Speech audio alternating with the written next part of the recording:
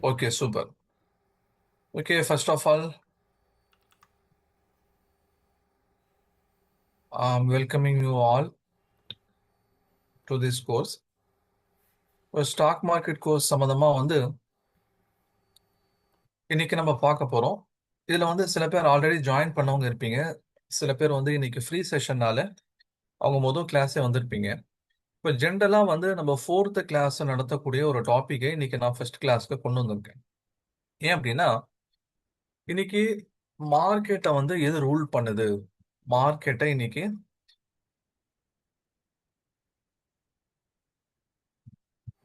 இன்னைக்கு graphic design class join பண்ணோம் அப்படின்னா உங்களுக்கு இன்னொரு லிங்க் அனுப்பியிருக்கு. ஸோ நீங்கள் கன்ஃபியூஸ் ஆகுறீங்க அப்படின்னா என்னை டைரெக்டாக நீங்கள் காண்டாக்ட் பண்ணிக்கலாம். ஸோ சைமல்டேனியஸாக கிராஃபிக் டிசைன் போயிட்டுருக்கு. ஸோ அதில் இருக்கிறவங்க நீங்கள் என்னை காண்டாக்ட் பண்ணிக்கலாம். ஓகே, கிராஃபிக் டிசைனிங் கோர்ஸ்ல இன்னைக்கு ஸ்டாக் மார்க்கெட்டுடைய first class, officially first class. இது ஃபர்ஸ்ட் கிளாஸ் அப்படிங்கிறதும் இது ஓப்பன் செஷன் அப்படிங்கறனால எல்லாரும் அட்டன் பண்ணலாம்னு சொல்லி கொடுத்துருக்காங்க. நம்ம பொதுவாக கிளாஸ் ரன் பண்றதுக்குன்னு சொல்லி ஒரு சிலபஸ் நம்ம வச்சிருக்கோம். அதுக்குன்னு சில ப்ரொசீஜர்ஸ் இருக்குது. ஃபர்ஸ்ட் ஆஃப் ஆல் நம்ம ஃபண்டமெண்டல் அனாலிசிஸ், பேசிக் டெர்மினாலஜிஸ், அதுக்கப்புறம் ஃபண்டமெண்டல் அனாலிசிஸ், அதுக்கப்புறம் டெக்னிக்கல் அனாலிசிஸ், அதுக்கப்புறம் இந்த மாதிரியான இன்டர்நேஷனல் ஃபேக்டர்ஸ்லாம் நம்ம நடத்துறது உண்டு. ஆனா இப்போ போயிட்டு இருக்கக்கூடிய நிலவரம் பார்த்தீங்க அப்படின்னா இன்னைக்கு மார்க்கெட்டை டாமினேட் பண்ணக்கூடிய ஃபோர்ஸ் இன்டர்நேஷனல்ல அதே மாதிரி நேஷனல் லெவல்ல நடக்கக்கூடிய ஃபோர்ஸஸ் தான். இப்போ நம்முடைய இந்தியன் மார்க்கெட் அப்படிங்கிறது இன்னைக்கு என்ன ஆயிடுச்சுன்னு சொன்னா, இந்தியன் மார்க்கெட் மட்டும் இல்ல, வேர்ல்ட் மார்க்கெட் எல்லாருமே இன்னைக்கு இன்டர் கனெக்டட் ஆயிடுச்சு. பொதுவாக சொல்லுவாங்களே இல்லையா, அதாவது இன்னைக்கு உலகம் ஒரு கிராமமா சுருங்கிருச்சு அப்படின்னு சொல்லுவாங்க. காரணம் என்ன, எங்க எந்த விஷயங்கள் நடந்தாலும் அதோட இம்பாக்ட் இன்னொரு இடத்துல இருக்குது அப்படிங்கறது இன்னைக்கு நம்ம நிதர்சனமா பார்த்துட்டு இருக்கோம். வேற எங்கேயோ சண்டை நடக்குது, நமக்கு என்ன அப்படின்னு இன்னைக்கு இருக்க முடியாது. ஏன்னு சொன்னா அதோடைய தாக்கம் நம்முடைய பகுதியும் சேர்ந்து பாதிப்புக்கு உள்ளாகும். அதனால என்னென்ன விஷயங்கள் நம்மளுடைய மார்க்கெட்டை பாதிக்குது, அதை எப்படி அப்சர்வ் பண்றது அப்படிங்கிற விஷயத்த நம்ம என்ன பண்ண போறோம்னா இன்னைக்கு நம்மளுடைய ஃபர்ஸ்ட் கிளாஸ்ல பார்க்க போறோம். இப்போ ஜென்ரலா ஸ்டூடெண்ட்ஸ்க்கு கொடுக்கக்கூடிய சில பேசிக் இன்ஃபர்மேஷன்ஸ், அவங்க என்னென்ன பண்ணணும் அப்படிங்கிறது நாளைக்கு நம்முடைய கிளாஸ் நம்ம பார்க்கலாம். நாளைக்கு ஆல்மோஸ்ட் பெய்ட் பண்ணி ஜாயின் பண்ணி இருக்கிறவங்களுக்கு மட்டும் நாளைக்கு கிளாஸ் இருக்கும். அப்போ ஸ்டூடெண்ட்ஸா நீங்க என்னென்ன சில நோட்ஸ் மேக்கிங் என்ன பண்ணணும், அதே மாதிரி அடுத்து நீங்க ஃபாலோ பண்ண வேண்டிய விஷயங்கள் என்னென்ன அப்படிங்கறத நம்ம நாளைக்கான கிளாஸ்ல பார்ப்போம். இன்னைக்கு நம்ம இந்த கிளாஸ் சம்பந்தமான விஷயங்கள் மட்டும், இந்த போர்ஷன் சம்பந்தமான விஷயங்கள் மட்டும் இன்னைக்கு பார்ப்போம். இப்போ உலக அளவுல அதே மாதிரி உள்ளூர் அளவுல எந்தெந்த காரணிகள் நம்முடைய மார்க்கெட்டை பாதிக்குது அப்படிங்கறத பார்த்தோம்னு சொன்னா இந்த காரணிகள் தான். ஓகே, இதுல ஒரு சில விஷயங்கள் உங்களுக்கு தெரிஞ்சிருக்கலாம், ஒரு சில விஷயங்கள் தெரியாம இருக்கலாம். மற்றபடி நம்ம எல்லாத்தையும் நம்ம எக்ஸ்பிளைன் பண்ண தான் போறோம். அது எப்படி மார்க்கெட்டை அஃபெக்ட் பண்ணுதுங்கிறது நம்ம பார்க்க தான் போறோம். அதுல ஃபர்ஸ்ட் ஒன் பார்த்தீங்கன்னு சொன்னா FII and DII. FII DII அப்படிங்கிறது என்ன? எஃப்ஐஐ அப்படிங்கிறது ஃபாரின் இன்ஸ்டிடியூஷனல் இன்வெஸ்டர்ஸ். டிஐஐ அப்படிங்கிறது டொமஸ்டிக் இன்ஸ்டிடியூஷனல் இன்வெஸ்டர்ஸ். அப்படின்னா என்ன? இப்போ வெளிநாடுகள்ல இருந்து இந்தியன் மார்க்கெட்ல முதலீடு செய்யக்கூடியவங்களும் இருக்கா. வெளிநாட்டுல இருந்து இந்தியன் மார்க்கெட்ல இன்வெஸ்ட்மெண்ட் பண்ணுவாங்க. அவங்கள வெளிநாட்டு முதலீட்டாளர்கள் அப்படின்னு தமிழ்ல நம்ம சொல்லலாம். இந்த எஃப்ஐஐஎஸ் அப்படிங்கிறவங்க ரெண்டு கேட்டகரியா இருக்காங்க. ஓகே, இந்த ரெண்டு கேட்டகரியில first one FDI, second one பாத்தீங்கன்னு சொன்னா எஃபிஐ அப்படின்னு சொல்லுவாங்க. இந்த எஃப்டிஐங்கிறவங்க யாரு? இவங்க இந்தியன் மார்க்கெட்ல ஒரு பிசினஸ்ல முதலீடு பண்ணிடுவாங்க. ஓகேங்களா, முதலீடு செஞ்சு அந்த மேனேஜ்மெண்ட்ல உட்காந்து அந்த பிசினஸ் எப்படி டெவலப் பண்றது, அந்த பிசினஸை எப்படி நம்ம ப்ராஃபிட்டபிளா கொண்டு போறது அப்படிங்கறத யோசிப்பாங்க. இவங்க லாங் டேர்ம்காக பொதுவா இந்தியாவுக்கு வருவாங்க. ஓகேங்களா, லாங் டேர்ம் இன்வெஸ்ட்மெண்ட் இந்தியாவுக்குள்ள பண்ணுவாங்க. உதாரணமா பார்க்கணும் அப்படின்னு சொன்னா பிளிப்கார்ட். ஓகேங்களா, பிளிப்கார்ட் அப்படிங்கிறது ஆரம்பத்துல இந்தியன்ஸ் ஆரம்பிச்சாங்க. அதுக்கப்புறம் அதை என்ன பண்ணிட்டாங்க அப்படின்னா வால்மார்ட் அப்படிங்கிற ஒரு அமெரிக்கன் நிறுவனம், வால்மார்ட் அப்படிங்கிற ஒரு அமெரிக்க நிறுவனம் என்ன பண்ணிருச்சு, அது $16 பில்லியன் அவங்க கொடுத்து இதை பை பண்ணிட்டாங்க. இப்போ கிட்டத்தட்ட இது ஒரு அமெரிக்கன் கம்பெனி மாதிரி தான். Okay. ரெண்டாவது ஒரு எக்ஸாம்பிள், ஆஸ் யூஷுவல் நம்ம எல்லாருக்கும் தெரிஞ்சிருக்கும், அமேசான். ஓகே, அதே மாதிரி பாத்தீங்க சொன்னா ஸ்டார்பக்ஸ், இதெல்லாம் நமக்கு ஃபேமஸா நமக்கு தெரிஞ்சிருக்கக்கூடிய டெய்லி நம்ம பார்க்கக்கூடிய எக்ஸாம்பிள்ஸ். இதெல்லாம் வந்து எஃப்டிஐ. இவங்க வந்து ஒரு நாள்ல போ மாட்டாங்க. ஒரு வருஷத்துல போ மாட்டாங்க. இவங்க பெர்மனன்ட்டா இந்தியால இருந்து பிசினஸ் பண்ணிட்டு இருப்பாங்க. இப்ப இவங்களுக்கு டைரக்ட்டா ஸ்டாக் மார்க்கெட்ல இன்ஃப்ளூயன்ஸ் பண்றதுக்கான ஒரு வாய்ப்பு இருக்கான்னு கேட்டா கிடையாது. ஏன்னா இவங்க வந்து பிசினஸ் பண்றாங்க. இவங்க பிசினஸ்ல பிளஸ், மைனஸ் மட்டும் தான் இவங்க பார்ப்பாங்க. அது எப்படி வளர்ச்சி அடைய வைக்கணும், அதுல எப்படி வந்து ப்ராஃபிட்டபிளா பார்க்கணும், அப்படிங்கிற விஷயத்த மட்டும் தான் பார்ப்பாங்க. அடுத்தது எஃபிஐங்கிறது யாரு? எஃபிஐங்கிறவங்க வந்து இவங்க தான் ஆக்சுவலா இந்தியன் மார்க்கெட்ல வந்து இன்வெஸ்ட்மெண்ட்டை கொண்டு வருவாங்க. ஓகே. எதுக்கு கொண்டு வருவாங்க? இந்திய நிறுவனங்கள் முதலீடு செய்வாங்க, லாபம் சம்பாதிப்பாங்க, அதுக்கப்புறம் வெளியே போயிருவாங்க. ஓகே. இப்ப இவங்க வந்து இந்தியாவுக்கு வரணும் அப்படின்ட்டு இந்தியாவுக்கு வரல. இவங்க பொதுவா வந்து எங்க எனக்கு ப்ராஃபிட் கிடைக்கும் அப்படிங்கிறத தேடிக்கிட்டே இருப்பாங்க உலகம் முழுக்க. வேர்ல்டு வைடு எங்க ப்ராஃபிட் கிடைக்கும் அப்படின்னு பார்த்துக்கிட்டே இருப்பாங்க. இந்தியாவில் நல்ல ப்ராஃபிட் இருந்துச்சுன்னா இந்தியாவுக்கு வருவாங்க. அதுக்கப்புறம் ஒரு 3 மாசம், 6 மாசத்துல இல்ல சைனால நல்ல ப்ராஃபிட் இருக்கு அப்படின்னா சைனாக்கு போயிருவாங்க. ஓகே. சைனால இருக்கும்போது அவங்களுக்கு தகவல் வருது. இல்ல, இல்ல நம்ம தாய்வானுக்கு போயிட்டு அங்க நல்ல ப்ராஃபிட் இருக்குன்னா தாய்வான் போயிருவாங்க. இல்ல வியட்நாமுக்கு போனா நல்ல ப்ராஃபிட் இருக்குன்னா வியட்நாம் போயிருவாங்க. இவங்க வந்து ஒரு நாட்டுல ஒரு குறிப்பிட்ட நாள் அப்படின்லாம் தங்க மாட்டாங்க. இவங்கள பொறுத்தவரைக்கும் உங்களுக்கு எங்க ப்ராஃபிட் கிடைக்குதோ அந்த நாட நோக்கி இவங்க நகர்ந்துகிட்டே இருப்பாங்க. அந்த நாட நோக்கி என்ன பண்ணுவாங்க? இவங்க நகர்ந்துகிட்டே இருப்பாங்க. இவங்க தான் மார்க்கெட்ல பெரிய ஒரு இம்பாக்ட்ட கிரியேட் பண்ணக்கூடியவங்க. ஏன்? ஏன்னு சொன்னா, இப்போ ஒரு ஸ்டாக்ல வந்து அதோடைய பிரைஸ் வந்து 100ல இருக்கு. 100ல இருந்து என்ன ஆகுது? அது மேல போகணும் அப்படின்னு சொன்னா, அத வந்து நெறைய பேர் பை பண்ணணும். ஓகே. இப்ப இந்த எஃப்ஐஎஸ் வந்து உள்ள வந்துட்டாங்க அப்படின்னா, இவங்க நம்மள மாரி ஒரு 500, 1000, 50,000, 1,00,000 அந்த மாரிலாம் இன்வெஸ்ட் பண்ணக்கூடியவங்க இல்ல. 1000, 2000, 5000 கோடி, 10,000 கோடி இந்த மாரி வந்து குரோர்ஸ்ல இன்வெஸ்ட் பண்ணக்கூடியவங்க, ஸ்டாக்ஸோட டிமாண்ட் இன்கிரீஸ் பண்ணி அதோடைய ரேட்ட மேல ஏத்தி கொண்டு போவாங்க. இவங்க வெளிய போகும்போது என்ன ஆகும்? இவங்க ஸ்டாக்ஸ் எல்லாத்தையும் விக்கும்போது, ஸ்டாக்ஸ் வாங்க ஆள் இல்லாம அது கீழ இறங்கும். ஓகே. இப்ப எஃப்ஐஏ அப்படிங்கிறவங்க மார்க்கெட்ல டாமினன்சி கிரியேட் பண்ணக்கூடியவங்க. இவங்களுடைய வருகையும், இவங்களுடைய வெளியேற்றமும் மார்க்கெட்ல பெரிய ஒரு தாக்கத்த உண்டாக்கும். அத நம்ம வந்து நோட் பண்ணிக்கிட்டே இருக்கோம். அது எங்க சார் நோட் பண்றது? அத நான் உங்களுக்கு காண்பிக்கிறேன். ஓகே. சரி 2வது அடுத்தது பார்த்தீங்கன்னு சொன்னா டிஐஐ. டிஐஐன்னா யாரு? Domestic institution investors. இவங்க வந்து இந்தியால இருக்கக்கூடிய பெரிய பெரிய முதலீட்டாளர்கள். உதாரணமா வந்து mutual fund company. Okay. Mutual fund கம்பெனில இருக்கக்கூடியவங்க. அதே மாரி வந்து எல்ஐசில இருக்கக்கூடிய எல்ஐசி. ஓகே. Insurance company. இந்த மாரி நபர்கள் இந்தியால இருந்து என்ன பண்ணுவாங்க? இந்தியன் ஸ்டாக்ஸ்ல முதலீடுகள் செய்வாங்க. இவங்கள பொறுத்தவரைக்கும் என்னன்னா, இவங்க வந்து ஷார்ட் டெர்ம்க்காக லாபத்த எதிர்பார்க்கக்கூடியவங்க இல்ல. ஒரு கவர்ன்மென்ட் எம்ப்ளாயி உதாரணமா ஒரு 25, 30 வயசுல வந்து ஒரு கவர்ன்மென்ட் எம்ப்ளாயி சேர்றாரு. அவருக்கு ஜாப் கிடைச்சிருக்கு அப்படின்னா, அவருடைய முதல் மாதத்துல இருந்து என்ன பண்ணுவாங்க? பிடித்தம் அப்படிங்கிறது இருக்கும். சரிங்களா? இப்ப அந்த மாரி ஒவ்வொரு மாசமும் கவர்ன்மென்ட் எம்ப்ளாயீஸ், பிரைவேட் எம்ப்ளாயீஸ் இவங்ககிட்ட இருந்தெல்லாம் காசு வாங்கி, இவங்க என்ன பண்ணுவாங்க அப்படின்னா, இவங்க ஸ்டாக்ஸ்ல முதலீடுகள் செய்வாங்க. இவங்களுடைய நோக்கம் வந்து ஷார்ட் டெர்மா இருக்காது. ஷார்ட் டெர்ம் முதலீடு இவங்க செய்ய மாட்டாங்க. இவங்க லாங் டெர்ம் முதலீடு செய்வாங்க. அதனால மார்க்கெட்ட பொறுத்தவரைக்கும் எப்படி ஒரு சூழ்நிலைகள் வந்தாலும் இவங்க முதலீடுகள் செஞ்சுகிட்டே இருப்பாங்க. இன்னும் பர்ட்டிகுலரா சொல்லணும்னா, மார்க்கெட் இறங்கும்போது இவங்களுக்கான ஆப்பர்ச்சுனிட்டி. இந்த கம்மியான விலையில வாங்கிட்டு, விலை ஏறுனதுக்கு அப்புறம் அந்த ஸ்டாக்ஸ வித்துருவாங்க. யாரு? எஃப்டிஐஸ்.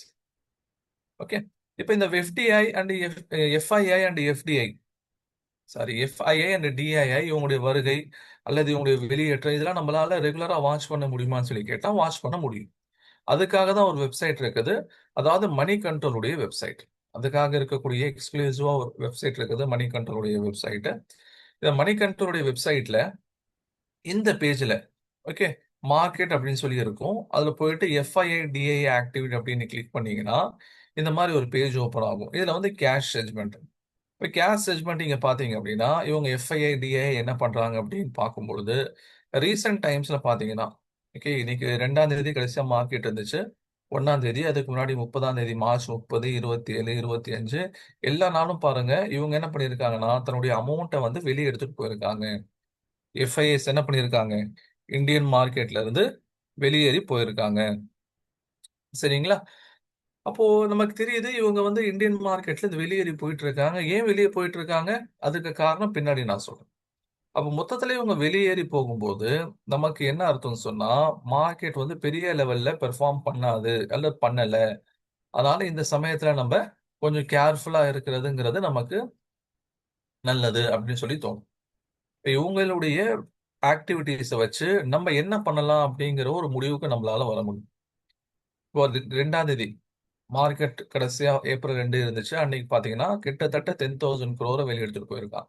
அதுக்கு முன்னாடி 8,000 crore, அப்புறம் 11,000 crore, 4,000, 1,800, 8,000, திரும்ப 10,000, 5,000 அப்படின்ட்டு ரீசென்ட் டைம்ஸ்ல இவங்க மார்க்கெட்ல இருந்து பணத்த வெளிய எடுத்துட்டு போயிட்டு தான் இருக்காங்க. பாருங்க மார்ச் 1ஆம் தேதியில இருந்து கிட்டத்தட்ட அதே சூழ்நிலை தான். ஓகேங்களா? 26 பிப்ரவரிலேருந்து பணத்த எடுத்தவங்க, அத வந்து நெட்டா வெளிய எடுத்துட்டு போயிட்டு தான் இருக்காங்க. எந்த இடத்துலயும் கிரீன் தெரியவே இல்ல பாருங்க. ஓகேங்களா? எந்த இடத்துல என்ன ஆகல? நமக்கு இங்க கிரீன் நமக்கு தெரியவே இல்ல. அப்ப என்ன அர்த்தம்? இவங்க வெளிய அதிகமா போயிட்டு இருக்காங்க. அதுக்கு சில காரணங்கள் இருக்கு. பட் வந்து இவங்களுடைய வெளிய போறதுனால மார்க்கெட் வந்து வொர்ஸ்ட்டா பெர்ஃபார்ம் பண்ணியிருக்கு. அதே நம்மளால என்ன பண்ண முடியும்? ரியல் டைம் மார்க்கெட்ல நம்மளால அதையும் பார்க்க முடியும். ஓகே. இப்ப ரியல் டைம் மார்க்கெட்ல பார்த்தீங்க அப்படின்னு சொன்னா, நான் உங்களுக்கு நாளைக்கு சொல்லி தருவேன். ரியல் டைம் மார்க்கெட்னா என்னது? இந்த நிஃப்டினா என்ன? அப்படிங்கிறத நாளைக்கு கிளாஸ்ல பார்ப்போம். இப்ப இங்க பாருங்க எவ்வளோ பாயிண்ட்ஸ் கீழ விழுந்திருக்கு? நீங்க பார்த்தீங்கன்னா, இங்க இருந்து கீழ விழ ஆரம்பிச்சது இந்த பிப்ரவரி 27லேருந்து கீழ விழ ஆரம்பிச்சது. நேத்துடைய கடைசி நாளுடைய நிலவரப்படி கிட்டத்தட்ட 3000 பாயிண்ட்ஸ் வந்து கீழ வந்திருக்கு. ஓகேங்களா? ஒரே மாசத்துல மார்க்கெட் வந்து இவ்ளோ சரிஞ்சதுங்கிறது இதுவரைக்கும் நடந்ததே இல்ல. இதுக்கு முன்னாடி நடந்திருக்குன்னு சொன்னா, அது கொரோனாவுடைய டைம்ல நடந்திருக்கு. கொரோனாவுடைய டைம தாண்டி இப்போ என்ன ஆயிட்டு இருக்குன்னா, அது நடந்துட்டு இருக்கு. 3000 பாயிண்ட்ஸ் வந்து மார்க்கெட் கீழ விழுந்திருக்கு. ஓகே. அப்ப எஃப்ஐஐஸ் வந்து வெளிய போறாங்க அப்படிங்கிற பட்சத்துல நம்ம எப்படி இருக்கணும்? நம்ம கேர்ஃபுல்லா இருக்கணும். ஓகே, அவங்க வெளிய போறாங்க. அதனால மார்க்கெட் வந்து கிராஷ் ஆகும். இந்த மாரியான நேரத்துல இன்வெஸ்ட்மென்ட் பண்றது சரியா இருக்குமா? இந்த மாரியான நேரத்துல ட்ரேடிங் பண்றது சரியா இருக்குமா? அப்படிங்கிறத நம்ம யோசிச்சு முடிவெடுக்கணும். ஆனா அதுக்கு பக்கத்திலேயே பாருங்க, இந்த டிஐஏ இருக்காங்கல்ல, அவங்கள பொறுத்தவரைக்கும் பாருங்க. எல்லாமே கிரீன் கலர்ல தான் இருக்கு. எல்லாமே எப்படி இருக்கு? கிரீன் கலர்ல இருக்கு. இன்ஃபாக்ட் இன்னும் சொல்லணும்னா, இந்த எஃப்ஐஐ வெளிய எவ்வளோ எடுத்துட்டு போறாங்களோ, அதுக்கு ஈக்குவலா இவங்க உள்ள கொண்டு வராங்க. 7,000 crore, 7,000, இங்கேயே வந்து பார்த்தீங்கன்னா 15,000 crore. அதே மாரி வந்து 3,500, நீங்க 5,500, கிட்டத்தட்ட 6,000, 12,000, ஓகே 5,500. இவங்கலாம் டிஐஎஸ் உள்ள கொண்டு வராங்க. இவங்க ஏன் உள்ள கொண்டு வராங்க அப்படின்னு சொல்லி பார்த்தீங்கன்னா, இவங்கள பொறுத்தவரைக்கும் இந்த மாரியான நேரங்கள் வந்து ஆப்பர்ச்சுனிட்டி. நல்ல நல்ல ஸ்டாக்ஸ்ல என்ன இருக்கு? கம்மி ரேட்ல வந்து ட்ரேட் ஆயிட்டு இருக்கு. நல்ல நல்ல ஸ்டாக்ஸ் என்ன பண்ணிட்டு இருக்கு? கம்மி ரேட்ல வந்து ட்ரேட் ஆயிட்டு இருக்கு. அப்படிங்கிற போது என்ன பண்ண முடியும்? நம்ம இந்த கம்மி ரேட்ல இருக்கிறதா சீப்பா சில பொருட்கள வாங்கிக்க முடியும். சரி சார், சீப்பா இவங்க வாங்கிக்கிறாங்களே, நாளைக்கு வந்து இன்னும் இறங்காதா? அப்படின்னு சொல்லி கேட்டீங்கன்னா, அவங்க இறங்க இறங்க வாங்கிட்டே இருப்பாங்க. இன்னும் சொல்லப்போனா, இந்த ஆப்பர்ச்சுனிட்டிய அவங்க யூஸ் பண்ணி, நெறைய ஸ்டாக்ஸ வாங்கி வச்சுக்கிட்டு, ஒரு 6 மாசம், 1 வருஷத்துல அவங்களுக்கு ஸ்டாக் ஏறுனதுக்கு அப்புறம் வித்துருவாங்க. சரி 6 மாசம், 1 வருஷத்துல ஏறலன்னா என்ன ஆகும்? அவங்க 2 வருஷம் வரைக்கும் வெயிட் பண்ணுவாங்க. 2 வருஷம் ஏறலன்னா, அவங்க 5 வருஷம் வெயிட் பண்ணுவாங்க. இவங்கள பொறுத்தவரைக்கும் இத்தன காலம் தான் வச்சிருக்கணும் அப்படிங்கிற அவசியம் கிடையாது. இவங்க 40 வருஷம், 50 வருஷம் கூட என்ன பண்ணுவாங்க? ஸ்டாக்ஸ வாங்கி வச்சுக்கிட்டு இருப்பாங்க. சரிங்களா? அப்ப என்ன ஆகுதுன்னு சொன்னா, இவங்கள பொறுத்தவரைக்கும் டிஐஎஸ் வந்து விலை கம்மியா இருக்கும்போது அது வாங்கி போட்டுருவாங்க. 6 மாசம், 1 வருஷம், 2 வருஷம் கழிச்சு எப்போ ஸ்டாக்ஸ் ஏறுதோ, அப்போ அத வித்து அவங்க நல்ல ஒரு லாபத்த அவங்க பார்ப்பாங்க. சரிங்களா? அப்ப as a investor, as a ட்ரேடரா நான் என்ன பண்ணணும் அப்படின்னு சொன்னா, மார்க்கெட்ல எஃப்ஐஐ, டிஐ உடைய ஆக்டிவிட்டி என்ன அப்படிங்கிறத நோட் பண்ண வேண்டியது என்னுடைய கடமை. If FIIs sell drastically will they suffer loss? அவங்க டிராஸ்டிக்கா அப்படின்னு ஒரே நேரத்துல அவங்களால எல்லாத்தையும் விக்க முடியாது. அவங்க கொஞ்சம் கொஞ்சமா தான் விக்க முடியும். 2வது பார்த்தீங்க அப்படின்னு சொன்னா, அவங்க போட்டிருக்கக்கூடிய அமௌண்ட் அப்படிங்கிறது இன்னமும் இருக்குது. ஓகேங்களா? அவங்க வந்து உதாரணமா வந்து எக்ஸாம்பிளுக்கு சொல்ல ஒரு 1,00,000 crore உள்ள கொண்டு வந்திருக்காங்கன்னா, இதுவரைக்கும் ஒரு 10,000 கோடி வெளிய எடுத்துட்டு போயிருப்பாங்க. அவ்வளவுதான். மீதி 90,000 crore உள்ள தான் இருக்கும். அவங்களும் என்னன்னு சொன்னா, இது மார்க்கெட்டே வேணாம் அப்படின்ட்டு இந்தியா விட்டு போகல. சில அப்நார்மல் சிச்சுவேஷன்ஸ் இருக்கனால போறாங்க. திரும்ப அவங்க உள்ள வருவாங்க. இந்த பிரச்சனை எல்லாம் சால்வ் ஆனதுக்கு அப்புறம் திரும்ப அவங்க உள்ள வருவாங்க. ஓகே. அப்ப எஃப்ஐடிஐஸ பொறுத்தவரைக்கும் அவங்க என்ன பண்றாங்க அப்படிங்கிறத நம்ம நோட் பண்ண வேண்டியது ஆஸ் எ இன்வெஸ்டரா, ட்ரேடரா நம்முடைய கடமை. ஓகே. மார்க்கெட்ட நம்முடைய ட்ரேடிங்க ப்ராஃபிட்டபிளா கொண்டு போறது. 2வது என்ன அப்படி சொன்னா ஜிடிபி குரோத். ஜிடிபி குரோத் அப்படிங்கிறது என்ன சொல்ல வருது? ஒரு நாடு வளர்ச்சி அடையுது அப்படிங்கிறதுக்கு ஒரு எப்படி தெரிஞ்சுக்கிறது? ஓகே. இப்போ வந்து ஒரு ஒரு ஒரு ஒரு ஸ்டூடண்ட் வந்து நல்லா பெர்ஃபார்ம் பண்றதுங்கிறது எப்படி தெரிஞ்சுக்கலாம்? அவங்களுடைய ரேங்க் கார்ட வச்சு தெரிஞ்சுக்கலாம். ஓகே. ஒரு காலேஜ் ஸ்டூடண்ட் எப்படி நல்லா பெர்ஃபார்ம் பண்றாரு அப்படிங்கிறது எப்படி தெரிஞ்சுக்கலாம்? அவருக்கு வந்து கிடைக்கக்கூடிய ஆப்பர்ச்சுனிட்டீஸ், அதாவது அவருடைய கேம்பஸ் இன்டர்வியூல அவருக்கு இடம் கிடைக்கிறது, நல்ல ஜாப் கிடைக்கிறது. இத வச்சு என்ன பண்ணிக்கலாம்? நம்ம தெரிஞ்சுக்கலாம். ஒரு நாடு முன்னேறிட்டு இருக்கு அப்படிங்கிறத நம்ம எப்படி தெரிஞ்சுக்கிறது? அப்படின்னு சொல்லி பார்த்தீங்கன்னா, இந்த ஜிடிபி குரோத் மூலியமா ஒரு நாடு முன்னேறுது அப்படிங்கிறத இந்த ஜிடிபி குரோத் மூலியமா என்ன பண்ணலாம்? நம்ம தெரிஞ்சுக்க முடியும். இந்த ஜிடிபி குரோத் என்ன பண்ணுது? ஒரு நாடு எவ்வளவு முன்னேறுது அப்படிங்கிறத காமிக்கும். இப்ப நம்முடைய இந்தியாவ பொறுத்தவரைக்கும் நம்முடைய ஜிடிபி குரோத், நம்முடைய நாடு எவ்வளவு முன்னேறிட்டு இருக்குங்கிற டேட்டாஸ் வந்து யார் யார் இஷ்யூ பண்றாங்க அப்படின்னா, இந்தியாவினுடைய reserve bank of India, India எவ்வளவு வேகத்தில் வளர்ச்சி அடையுது அப்படிங்கிறத நமக்கு காமிச்சு குடுப்பாங்க. டேட்டாஸ் குடுப்பாங்க. அதே மாரி பார்த்தீங்கன்னு சொன்னா, இந்தியால இருக்கக்கூடிய ஒரு அமைப்பு நித்தி ஆயோக் அப்படின்ற அமைப்பு இருக்கு. அவங்களும் வந்து டேட்டாஸ் இஷ்யூ பண்ணுவாங்க. அது மட்டும் இல்லாம வேர்ல்ட் பேங்க், ஓகே. அதே மாரி வந்து ஐஎம்எஃப். இவங்களும் என்ன பண்ணுவாங்க, இந்தியா எவ்வளவு வேகத்துல வளர்ச்சி அடையுது அப்படிங்கிறத நமக்கு டேட்டாஸ் குடுப்பாங்க. ஒரு விஷயத்துல சந்தேகமும் கிடையாது. உலகத்துல வேகமாக வளர்ச்சி அடையக்கூடிய நாடு இந்தியா தான். அது வந்து ஐஎம்எஃப், வேர்ல்ட் பேங்க் வரைக்கும் எல்லாரும் என்ன பண்ணியிருக்காங்க, அது ஒத்து ஒத்து வந்திருக்காங்க. அது ஒத்துட்டு இருக்காங்க.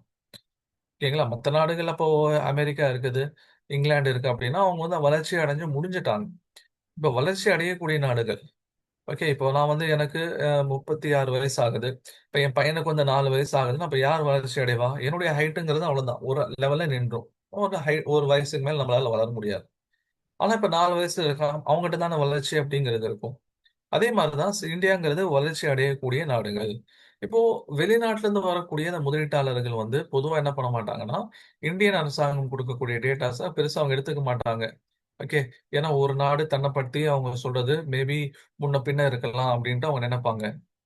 அப்ப ஆக்சுவலி யாருடைய டேட்டாஸ் மேல அவங்க வந்து நம்பிக்கை வைப்பாங்க அப்டி சொன்னா, வேர்ல்ட் பேங்க் என்ன சொல்லுது? அதே மாரி ஐஎம்எஃப் என்ன சொல்லுது? அப்டிங்கிறத அவங்க உத்து கவனிப்பாங்க. இப்போ வேர்ல்ட் பேங்க், ஐஎம்எஃப்லாம் வந்து இந்தியாவ பத்தி என்ன சொல்லியிருக்கு சார்? இது எப்படி நம்ம தெரிஞ்சுக்கிறது? இன்னைக்கு எல்லாமே என்னன்னு சொன்னா, இன்டர்நெட் வசமாயிருச்சு. ஓகேங்களா? நீங்க சிம்பிளா போயிட்டு, ah India's GDP growth as per World Bank. Okay.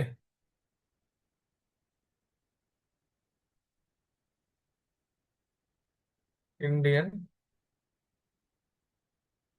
GDP growth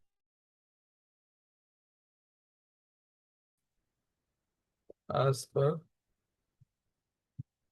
world Bank அப்படின்னு ட்ரை பண்ணீங்கன்னா, அவங்களே என்ன பண்ணிருவாங்க, அப் டு டேட் என்ன டேட்டாஸ் இருக்குன்னு சொல்லி காமிச்சுருவாங்க. இப்ப என்ன சொல்லியிருக்காங்க? India's economy is experiencing strong growth with forecast indicating a stable growth rate of approximately 6.7% annually for financial year 26-27. ஓகேங்களா? 26, 27 நிதியாண்டுக்கான நம்முடைய வளர்ச்சி எப்படி இருக்கும்? 6.7% இருக்கும் அப்படின்னு யார் சொல்லியிருக்கா? வேர்ல்ட் பேங்க் சொல்லியிருக்கா. வேர்ல்ட் பேங்க் என்ன சொல்லியிருக்கு? 6.7%. ஓகே. இப்ப நிதியாண்டு அப்படிங்கிறது நமக்கு தெரியும். அதாவது கேலண்டர் இயர் அப்படிங்கிறது ஜனவரில ஆரம்பிச்சு டிசம்பர்ல முடியும். அகாடமிக் இயர்ங்கிறது ஜூன்ல ஆரம்பிச்சு மேல முடியும். இப்ப நம்முடைய ஃபினான்ஷியல் இயர் அப்படிங்கிறது பார்த்தீங்கன்னா, ஃபினான்ஷியல் இயர்ங்கிறது பார்த்தீங்கன்னா, எப்ப ஆரம்பிக்கும் இது? இது வந்து ஏப்ரல் 1ஆம் தேதி ஆரம்பிக்கும். ஓகேங்களா? ஏப்ரல் 1ஆம் தேதி ஆரம்பிக்கும். எப்ப முடியும் இது? மார்ச் 31ஆம் தேதி முடியும். இப்போ இன்னைக்கு வந்து ஏப்ரல் 5ஆம் தேதியா? அப்போ இந்த ஃபினான்ஷியல் இயர் ஆரம்பிச்சிருச்சு. இது 26, 27க்கான ஃபினான்ஷியல் இயர் ஆரம்பிச்சிருச்சு. அததான் என்ன சொல்றாங்க? 6.7% இந்தியா வளர்ச்சி அடையும் அப்படின்ட்டு வேர்ல்ட் பேங்க் சொல்லியிருக்காங்க. இப்ப 6.7%ங்கிறது அது வந்து நல்ல வளர்ச்சியா? அல்லது வந்து கம்மியான வளர்ச்சியா? இது எப்படி தெரிஞ்சுக்கிறது அப்படின்னா, மத்த நாடுகளோட கம்பேர் பண்ணுவோம். இப்ப மத்த நாடுகளோட கம்பேர் பண்ணும்போது என்ன ஆகும்னு சொன்னா, இது வந்து வளர்ச்சி நல்ல வளர்ச்சியா இல்லையாங்கிறது தெரிஞ்சிடும். இப்ப ஜென்ரலா முன்னாடியே நான் காமிச்சிருக்கேன். நான் சொல்ல வர்றது என்னன்னா, 6.7% அப்படிங்கிறது ஒரு ஆவரேஜ். ஓகேங்களா? ரொம்ப மந்தமான வளர்ச்சியும் கிடையாது. அல்லது வந்து ரொம்ப அதிகமான வளர்ச்சியும் கிடையாது. இது வந்து ஒரு ஆவரேஜான வளர்ச்சி. ஓகே. அண்ட்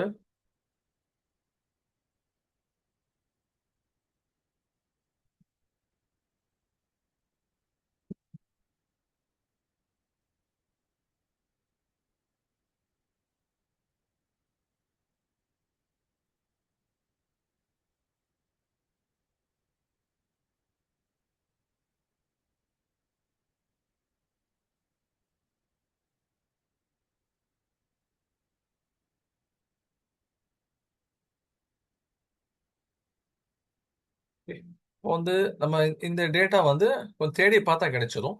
பட் வந்து ஓவராலா இந்தியாவுடைய growth அப்படிங்கிறது ஒரு ஆவரேஜான growth இருக்குது. இப்ப இருக்கக்கூடிய காலகட்டத்துக்கு ஓகே. ஏன்னா இன்னைக்கு இருக்கக்கூடிய உலகத்துறை சூழ்நிலைகள் வந்து வியாபாரத்துக்கு பொதுவா சாதகமா இல்ல. ஏன்னா பல நாடுகள்ல சண்டைகள், பிரச்சனைகள் போயிட்டு இருக்கு. அப்போ வந்து வேர்ல்ட் பேங்க் என்ன சொல்லியிருக்காங்கன்னா 6.7% இந்தியா வந்து வளர்ச்சி அடையும் அப்படின்னு சொல்லியிருக்காங்க. இப்ப இதே வந்து நம்ம IMF என்ன சொல்றாங்க அப்படிங்கிறத பார்த்தோம்னு சொன்னா கிட்டத்தட்ட இதே மாதிரி தான் சொல்லியிருப்பாங்க. ஓகே. கிட்டத்தட்ட இதே ரேஞ்சில தான் அவங்க ப்ரெடிக்ட் பண்ணியிருப்பாங்க. இங்க சொல்லியிருக்காங்க பாருங்க. 26.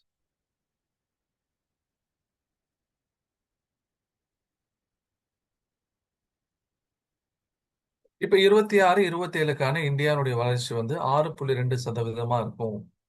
ஓகேங்களா? அப்படின்ட்டு யாரு ப்ரெடிக்ட் பண்ணியிருக்கா? IMF ப்ரெடிக்ட் பண்ணியிருக்காங்க. இன்டர்நேஷனல் மானிட்டரி ஃபண்ட் அப்படிங்கிற ஒரு உலகளாவிய நிறுவனம். இப்ப வேர்ல்ட் பேங்க் வந்து 6.7 சொல்லியிருக்கு. IMF அப்படிங்கிறது 6.2 சொல்லியிருக்கு. நீங்க மத்த உலக நாடுகள் எல்லாத்தையும் எடுத்து பார்த்தீங்கன்னா, கிட்டத்தட்ட இதுக்கு கீழ தான் இருக்கும். மத்த உலக நாடுகள் எல்லாமே எப்படி இருக்கும்? இதுக்கு கீழ தான் இருக்கும். அப்ப நம்முடைய ஜிடிபி குரோத் அப்படிங்கிறது இதோடைய டேட்டாஸ் வந்து அப்டேட் ஏதாவது வந்துட்டு இருக்கா? அது எப்படி பார்க்கிறது? ஜிடிபி சம்மந்தமான வேர்ல்ட் பேங்க்ல இருந்தோ அல்லது IMFல இருந்தோ ஏதாவது நியூஸ் வந்துச்சு அப்படின்னு சொன்னா, அது வந்து ஒரு ஹெட்லைன்ஸா தான் வரும். இந்த மாதிரி. இந்த மாதிரி எப்படி வரும்னு சொன்னா ஹெட்லைன்ஸா தான் வரும். IMF keeps India's GDP forecast unchanged at 6.5% for 25, 26. 25, 26ங்கிறது முடிஞ்சுச்சு. இப்ப 26, 27. ஓகே. அப்ப என்ன ஆகும்னு சொன்னா, ஒரு நியூஸ் வருது ஜிடிபி சம்பந்தமான அது ஹைலைட்டடா வரும். நம்ம ரெகுலரா நியூஸ் பார்க்கும்போது, அத நம்மளால என்ன பண்ண முடியும்? அப்சர்வ் பண்ண முடியும். பொதுவா என்ன பண்ணுவாங்க? 3 மாசத்துக்கு ஒரு தடவ இந்த டேட்டாவ நமக்கு ரிலீஸ் பண்ணுவாங்க. ஜிடிபி குரோத் எப்படி இருக்க போகுது வரக்கூடிய காலங்கள்ல? ஏற்கனவே வந்து பிரெடிக்ட் பண்ண மாரி தான் இருக்கா? அல்லது மாறுவதற்கான காரணங்கள் இருக்கா? ஓகே. சரி 3வது பார்த்தீங்க அப்படின்னு சொன்னா, இன்ஃப்ளேஷன் ரேட். இன்ஃப்ளேஷன் ரேட்ங்கிறத நம்ம என்ன சொல்லுவோம்? தமிழ்ல பணவீக்கம் அப்படின்னு சொல்லி சொல்லுவோம். ஓகேங்களா? இன்ஃப்ளேஷன் ரேட் நம்ம என்ன சொல்லுவோம்? பணவீக்கம் அப்படின்னு சொல்லி சொல்லுவோம். இப்ப பணவீக்கத்த பொறுத்தவரைக்கும், அத நம்ம சிம்பிளா எப்படி புரிஞ்சுக்கிறது? உங்க கையில வந்து ஒரு ரூ. 100 இருக்குன்னு சொல்லி வச்சுக்கோங்க. உங்க கையில வந்து என்ன இருக்கு? ரூ. 100 இருக்கு. இப்ப 2025 அதே மாரி 2026 ஏப்ரல் 1ஆம் தேதி. இப்ப 2025 ஏப்ரல் 1ஆம் தேதி நீங்க என்ன பண்றீங்க அப்படின்னு சொன்னா, நீங்க வந்து ஆனியன் வாங்குறீங்க. அப்ப ஆனியனுடைய ரேட் வந்து 1 கேஜி வந்து ரூ. 20. அப்போ உங்களால எவ்வளோ கேஜி வாங்க முடியும்? ஈஸியான ஒரு கணக்கு தான். ஓகேங்களா? ஒரு 5 கேஜி ஆனியன் உங்களால வாங்க முடியும். ஆனா அதே 2026 ஏப்ரல் 1ஆம் தேதி வந்து பார்த்தீங்கன்னா, ஆனியனுடைய ரேட் வந்து 25 பெர் கேஜி ஆயிருச்சுன்னு வச்சுக்கோங்களேன். இப்ப என்ன பண்ண முடியும் உங்களால? இப்ப வந்து 4 கேஜி ஆஃப் ஆனியன் தான் வாங்க முடியும். உங்ககிட்ட அதே ரூ. 100 தான் இருக்குது. 2025லயும் ரூ. 100 இருக்கு. 26லயும் ரூ. 100 இருக்குது. ஆனா 25ல உங்களால 5 கேஜி வாங்க முடிஞ்சுச்சு. இப்ப உங்களால 4 கேஜி தான் வாங்க முடியுது. இப்ப இது என்னது இது? இது வந்து பணவீக்கம் அப்படின்னு சொல்லுவாங்க. ஓகேங்களா? இப்ப பணவீக்கம் அப்படின்னா என்ன? பணத்தினுடைய மதிப்பு வந்து குறைய ஆரம்பிச்சிடும். இதுதான் பணவீக்கம், இன்ஃப்ளேஷன் சொல்லி சொல்றோம். இது ஏன் வந்து எக்கனாமிக் பாதிப்பு அப்படின்னு சொன்னா, எப்போ வந்து ஒரு ரேட் அதிகமாகுதோ என்ன பண்ணுவாங்க? மக்கள் வந்து அத வாங்க யோசிப்பாங்க. ஓகேங்களா? மக்கள் வந்து அத வாங்குறதுக்கு என்ன பண்ணுவாங்க? யோசிப்பாங்க. மக்கள் ஒரு பொருள வாங்க யோசிச்சாங்க அப்படின்னு சொன்னா, அப்புறம் வந்து பிசினஸ் நடக்காது. பிசினஸ் நடக்கல அப்படின்னு சொன்னா, நிறுவனத்துக்கு லாபம் இருக்காது. நிறுவனத்துக்கு லாபம் இல்லன்னு சொன்னா, யாரும் அந்த நிறுவனங்கள்ல முதலீடு செய்றதுக்கு என்ன பண்ணுவாங்க? யோசிப்பாங்க. ஓகேங்களா? அப்ப பணவீக்கம் அப்படிங்கிறது ஒரு கட்டுக்குள்ள இருக்கணும். இப்ப இந்திய அரசாங்கம் வந்து 2ல இருந்து 6% இந்த ரேஞ்சில தான் பணவீக்கம் இருக்கணும் அப்படின்ட்டு முடிவு பண்ணியிருக்கான். இப்ப பகல்னு ஒண்ணு இருந்தா, இரவுன்னு ஒண்ணு இருக்கும். ஆண் இருந்தா பெண் இருக்கும். ஓகேங்களா? நல்லதுன்னு இருந்தா கெட்டது. ஒரு ஆப்போசிட் இருக்குல்ல. அப்போ வந்து இந்த இன்ஃப்ளேஷனுக்கு ஆப்போசிட் என்ன அப்படின்னு சொன்னா டீஃப்ளேஷன். டீஃப்ளேஷன் அப்படிங்கிறது என்ன? இதுக்கு அப்படியே ஆப்போசிட். யோசிச்சு பாருங்க 25வது வருஷம் ஏப்ரல் 1ஆம் தேதி 1 கிலோ ஆனியன் வந்து ரூ. 20. உங்களால 5 கேஜி வாங்க முடியுதுன்னு வைங்களேன். இப்ப இன் கேஸ் வந்து 26வது வருஷம் இந்த சினாரியோ இல்லன்னு வச்சுக்கோங்க. 26வது வருஷம் 2026 ஏப்ரல் 1ஆம் தேதி 1 கிலோ ஆனியன் வந்து 5 கேஜி ஆயிருச்சுன்னு சொல்லி வச்சுக்கோங்க. இப்போ உங்களால எவ்வளவு வாங்க முடியும்? 20 கேஜி வாங்க முடியும். கரெக்ட்டுங்களா? இது சூப்பரா இல்லையா? உங்களுடைய பாயிண்ட் ஆஃப் வியூ கன்சியூமருடைய பாயிண்ட் ஆஃப் வியூல வந்து பார்த்தா சூப்பர். ஏன்? ஏன்னா வந்து முன்னாடி ரூ. 20 இருந்தது. இப்போ ரூ. 5 ஆயிருச்சு. முன்னாடி ரூ. 100 வச்சு 5 கிலோ தான் வாங்க முடியும். இப்ப 20 கிலோ வாங்க முடியுது. சூப்பர், எக்ஸலன்ட் அப்டின்ட்டு உங்களுக்கு தோணும். ஆனா, அத உற்பத்தி செய்யக்கூடியவங்களுடைய பாயிண்ட் ஆஃப் வியூ வந்து பாருங்க. விவசாயிகள். ரூ. 5 தான் கிடைக்குது அப்டின்னு சொன்னா, அவங்க யாராவது உற்பத்தி செய்வாங்களா இத? ஒருத்தர் வந்து ஆனியன் உற்பத்தி செய்யறதுக்கு அவருக்கு 15,000 செலவாகுதுன்னு சொல்லி வைங்க. அதை கொண்டு போய் அறுவடை செஞ்சு விளைச்சல் பண்ணி கொண்டு போய் மார்க்கெட்ல வித்தாலும் 15,000 தான் கிடைக்குதுன்னா, அப்ப எதுக்கு அவர் அவ்வளவு ரிஸ்க் எடுக்கணும்? ஓகே. அப்போ இன்ஃப்ளேஷன், டீஃப்ளேஷன் 2மே வந்து எக்கனாமிக்கு பாதிப்பு தான். இன்ஃப்ளேஷன் அப்படிங்கிறது உங்களுடைய பாயிண்ட் ஆஃப் வியூ, அதாவது கன்சியூமருடைய பாயிண்ட் ஆஃப் வியூல இருந்து பாதிப்பு. டீஃப்ளேஷன் அப்படிங்கிறது ப்ரொடியூசருடைய பாயிண்ட் ஆஃப் வியூல இருந்து பாதிப்பு. அதனால அரசாங்கம் என்ன பண்ணுதுன்னு சொன்னா, ரொம்ப கீழே இறங்கிடவும் கூடாது, ரொம்ப மேலே ஏறிடவும் கூடாது. உடம்புல இருக்கக்கூடிய பிபி மாதிரி தான். ரொம்ப அதிகமா பிபி ஆனாலும் ப்ராப்ளம். பிபி ரொம்ப அதிகமாயிட்டாலும் ப்ராப்ளம். ரொம்ப குறைச்சிட்டாலும் ப்ராப்ளம் தானே. அப்ப எப்படி இருக்கணும் பிபி?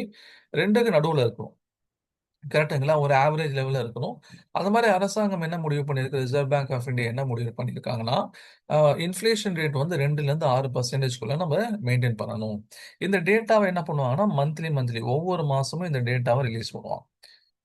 ஓகே. போன மாசம் என்ன வந்துச்சு? அதுக்கு முன்னாடி மாசம் என்ன நடந்துச்சுன்னு சொல்லி ஒவ்வொரு மாசமும் டேட்டாவா என்ன பண்ண முடியும்? நம்மளால பார்க்க முடியும். நீங்க வந்து இப்போ ஏப்ரல் ஆயிருச்சு சார். அப்போ மார்ச்சுடைய டேட்டா வந்திருக்குமான்னு சொல்லி கேட்டா, கொஞ்சம் லேட் ஆகும். 1 வாரம் 10 நாள் ஆகும். நம்மளால ஜனவரி, பிப்ரவரியுடைய டேட்டா பார்க்க முடியும். ஓகே. உதாரணமா வந்து inflation rate in India in February அப்படின்னு சொல்லி போட்டீங்க அப்படின்னா, பிப்ரவரி 26 போட்டீங்கன்னா, இங்க காமிச்சிரும் டேட்டா. ஓகே. எவ்வளோ இருந்திருக்கு? ஆக்சுவலி ஜனவரில பார்த்தீங்கன்னு சொன்னா, டேட்டா வந்து ஆ ஜனவரி டேட்டா என்ன காமிக்குது? 2.75% இருந்திருக்கு. இப்போ 2.75 அப்படிங்கிறது, இது நம்முடைய ரேஞ்சுக்குள்ள தானே இருக்கு. நம்ம ரேஞ்ச் என்ன முடிவு பண்ணியிருக்காங்க? ரிசர்வ் பேங்க், கவர்மெண்ட்டும் சேர்ந்து 2 to 6 முடிவு பண்ணியிருக்காங்க. இப்ப 2 to 6 அப்படிங்கிறபோது 2.75ங்கிறது இந்த ரேஞ்சுக்குள்ள தான் இருக்கு. ஆனா பிப்ரவரில பார்த்தீங்க அப்படின்னு சொன்னா 3.21 வந்துருச்சு. கொஞ்சம் ஏறிடுச்சு. இருந்தாலும் ரேஞ்சுக்குள்ள தான் இருக்கு. இப்ப மார்ச்சுடைய டேட்டா நமக்கு வர வேண்டியது இருக்கு. ஓகேங்களா? மார்ச்சுடைய டேட்டா வர வேண்டியது இருக்கு. மார்ச்சுடைய டேட்டா கண்டிப்பா இந்த 3.21க்கு அதிகமா தான் இருக்கும். மேபி வந்து 4 கூட இருக்கலாம். ஏன் சொன்னா, எரிவாயு தட்டுப்பாடுகள்லாம் வந்து அதிகமா இருக்கா இல்லையா? போன மாசம் ஃபுல்லா. இப்ப சென்னையிலலாம் நீங்க பார்த்தீங்க அப்படின்னு சொன்னா, எல்லா ரெஸ்டாரண்ட்லயும் வந்து தனியா ரூ. 10 ரூ. 20 என்ன பண்ணிட்டாங்க? ஆ ஏத்திட்டாங்க. சிலிண்டர் தட்டுப்பாடு இருக்கிறனால, நாங்க ரூ. 10 ரூ. 20 வந்து ஏத்துறோம் அப்படின்னு சொல்லிட்டு, அது என்ன பண்ணியிருக்காங்கன்னு சொன்னா, சென்னையில வந்து ஏத்தி வச்சிருக்காங்க. சரிங்களா? அப்ப என்ன ஆகும்ன்னு சொன்னா, இன்ஃப்ளேஷன்ங்கிறது 2 டூ 6க்குள்ள இருக்கிற வரைக்கும் ஒண்ணும் ப்ராப்ளம் இல்ல. அது வந்து அரசாங்கத்துடைய கண்ட்ரோல் லெவல்க்குள்ள தான் இருக்குது. அப்போ ஒண்ணும் பிரச்சனை இல்ல. ஆனா அந்த 6 தாண்டி வெளிய போகும்போதோ, அல்ல 2 தாண்டி கீழ இறங்கும்போதோ அது ப்ராப்ளம். இதெல்லாம் என்ன பண்ணுவாங்கன்னு சொன்னா, ஃபாரின் இன்வெஸ்டர்ஸ் பார்ப்பாங்க. இப்ப இந்த மாரி இன்ஃப்ளேஷன் வந்து அவுட் ஆஃப் கண்ட்ரோல் இருக்கு அப்டின்னா, அந்த நாடுகள்ல முதலீடு செய்றதுங்கிறது ஒரு சரியான ஆப்ஷனாவும் இருக்காது. அதே மாரி அந்த நாட்டினுடைய எக்கனாமியும் சரியான ரூட்ல போகல அப்டின்னு அர்த்தம். ஓகே. இப்ப வெனிசுவேலால பார்த்தீங்க அப்டி சொன்னா, வெனிசுவேலால கிட்டத்தட்ட வந்து இன்ஃப்ளேஷன் ரேட் எவ்வளோ தெரியுங்களா? கிட்டத்தட்ட 16,000% 16,000% வெனிசுவேலால இருந்துச்சு. அதே மாரி ஈரான்ல பார்த்தீங்க அப்டி சொன்னா, அத விட மோசம். எவ்வளோ இருந்துச்சு இன்ஃப்ளேஷன் ரேட்டு? 54,000% வந்து இன்ஃப்ளேஷன் ரேட். ஓகேங்களா? இவ்வளோ மோசமா அங்க என்ன இருந்துச்சுன்னு சொன்னா, இன்ஃப்ளேஷன் ரேட்டுங்கிறது இருந்துச்சு. அதுக்கு பல காரணிகள் இருக்கலாம். ஆனா பொதுவா வந்து பிசினஸ் பீப்பிள் என்ன பண்ணுவாங்க, வெளிநாட்டுல இருந்து முதலீடு செய்யக்கூடியவங்க, ஒரு நாட்டுல எவ்வளோ இன்ஃப்ளேஷன் ரேட் இருக்கு அப்படிங்கிறத பார்ப்பாங்க. ஓகேங்களா? அது எப்படி இருக்கணும்? கண்ட்ரோல்ல இருக்கணும். அரசாங்கம் என்ன முடிவு பண்ணி வச்சிருக்காங்க? 2 டூ 6 மந்த்லி அந்த 2 டூ 6க்குள்ள தான் இருக்குதா அப்படிங்கிறத நம்ம நோட் பண்ணிட்டே இருக்கணும். சரி 3வது என்ன? அடுத்தது 4வது காரணம் என்ன அப்படின்னு சொன்னா, மார்க்கெட்ட பாதிக்கக்கூடிய 4வது காரணம் மானிட்டரி பாலிசி பை ஆர்பிஐ. இப்ப ரிசர்வ் பேங்க் ஆஃப் இந்தியா இவங்களுக்கு வந்து பல வேலைகள் இருக்குது. பல வேலைகள் என்ன? உதாரணமா வந்து அரசாங்கத்துக்கு பணம் ஏற்பாடு பண்ணி குடுக்குறது இவங்களுடைய வேலை தான். ஓகேங்களா? அதுக்கப்புறம் பார்த்தீங்கன்னா, நம்முடைய நோட் இருக்கா இல்லையா? அப்ப நோட்ட அச்சடிக்கக்கூடிய பொறுப்பு ரிசர்வ் பேங்க் ஆஃப் இந்தியாவுக்கு தான். அதனால தான் நோட்ல நீங்க ரிசர்வ் பேங்க்குடைய கவர்னருடைய கையெழுத்த நீங்க பார்ப்பீங்க. அதுக்கு அடுத்தது பார்த்தீங்க அப்படின்னா, ஆ வங்கிகளுக்கு வந்து கடன் குடுக்குறது. நார்மல் கமர்ஷியல் பேங்க்ஸ் வந்து கடன் குடுக்குறது, இது இவங்களுடைய வேலை தான். ஓகே. இந்த மாரி பல வேலைகள் இருக்குது. அதுல ஒரு முக்கியமான ஒரு பொறுப்பு என்ன அப்படின்னு சொன்னா, வட்டி விகிதத்த முடிவு செய்வாங்க. பல விதமான வட்டி விகிதங்கள் இருக்கு. அதுல முக்கியமா இவங்க முடிவு செய்யக்கூடியது என்னன்னு சொன்னா, ரெப்போ ரேட். ரெப்போ ரேட் வந்து என்ன பண்ணுது, நம்ம வந்து இன்னைக்கு எவ்வளோ ரேட்ல கடன் வாங்கணும் அப்படிங்கிறத முடிவு பண்ணுது. உதாரணமா வந்து ஒரு ரெப்போ ரேட் வந்து 5% இருக்குன்னு சொல்லி வச்சுக்கோங்க. இப்ப பேங்க்ஸ் என்ன பண்ணுவாங்க, ஒருத்தர் வந்து ஹோம் லோன் கேட்கிறாரு. ஓகேங்களா? ரூ. 10,00,000 ஹோம் லோன் கேட்கிறார். அது ரூ. 10,00,000 ஹோம் லோன் கேட்கிறவருக்கு, பேங்க் வந்து கடன் குடுக்கணும். அப்போ வட்டி வைக்கணும். அவங்க என்ன பண்ணுவாங்கன்னா, 5 பிளஸ் அவங்களுடைய லாபம் 2 அப்படின்னு வச்சு 7% உங்களுக்கு நாங்க ஹோம் லோன் தரோம் அப்படின்னு சொல்லுவாங்க. சரிங்களா? இல்ல இது என்ன ஆயிடுச்சு, ரிசர்வ் பேங்க் ஆஃப் இந்தியா வந்து ரெப்போ ரேட்டை ஏத்திருச்சுன்னு வைங்களேன், 5ல இருந்து 6% மாத்திருச்சுன்னு சொல்லுவீங்க. அப்ப என்ன ஆகும், 6+2 7% இல்ல, இப்ப 8% தான் என்ன பண்ண முடியும், லோன் 10 லட்சம் ரூபாய்க்கு லோன், ஹோம் லோன் கொடுக்க முடியும் அப்படிங்கிற மாதிரி ஒரு சுச்சுவேஷன் வந்து. சார் 1% தானே இதுல என்ன இருக்குன்ட்டு நமக்கு சாதாரணமா தோணலாம். ஆனா வந்து லட்சக்கணக்கில் வாங்கும்போது 1% பெரிய பாதிப்பு உண்டாகும். இப்ப ஒரு மார்க்கெட்டோ அல்லது வந்து பிசினஸ் நிறுவனங்களோ என்ன விரும்புவாங்கன்னா, இந்த ரெப்போ ரேட் வந்து கம்மியா இருக்கணும்னு தான் விரும்புவாங்க. ஏன்? ஏன்னா அவங்களுக்கு வந்து கம்மி ரேட்ல வந்து அவங்களுக்கு லோன் கிடைக்கணும். கம்மி ரேட்ல லோன் கிடைச்சா தான் அவங்களால பிசினஸ் எக்ஸ்பான்ஷன் பண்ண முடியும். அதே மாரி நெறைய லாபம் சம்பாதிக்க முடியும்னு சொல்லிட்டு மார்க்கெட்டும், அதே மாரி பிசினஸ் பீப்பிளும் எப்பவுமே கம்மியான ரேட்லயே தான் லோன் கிடைக்கணும் அப்டின்ட்டு எக்ஸ்பெக்ட் பண்ணுவாங்க.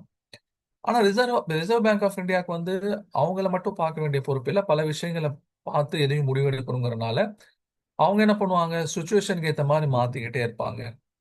அப்ப இப்ப இருக்கக்கூடிய சூழ்நிலை என்ன? இப்ப வந்து ரெப்போ ரேட் என்ன இருக்குது? அப்படிங்கிறத நம்ம தெரிஞ்சுக்கணும். அதே போல அடுத்த மீட்டிங்ல இவங்க என்ன சொல்லுவாங்க அப்படிங்கிறத நம்ம நோட் பண்ணணும். இப்ப இவங்க மீட்டிங் எப்படி போடுவாங்கன்னா, 2 மாசத்துக்கு ஒரு தடவ மீட்டிங் வைப்பாங்க. ஓகேங்களா? 2 மாசத்துக்கு ஒரு மீட்டிங் வச்சு, இந்த தடவ ரெப்போ ரேட் எப்படி இருக்க போகுது அப்படிங்கிற டேட்டாஸ வந்து இவங்க இஷ்யூ பண்ணுவாங்க.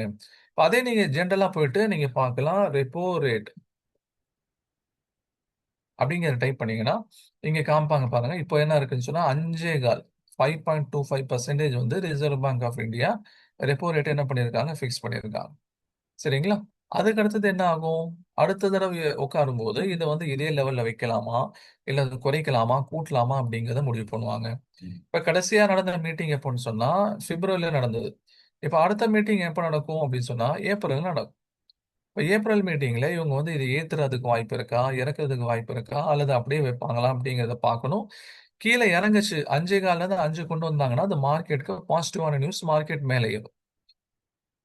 5.15லேருந்து 5.30 கொண்டு போயிட்டாங்கன்னு சொன்னா, அது மார்க்கெட்க்கு நெகட்டிவான நியூஸ். மார்க்கெட் கொஞ்சம் கீழ இறங்கும். இல்ல அதே லெவல்ல வச்சிருந்தாங்கன்னா, அது நியூட்ரல்.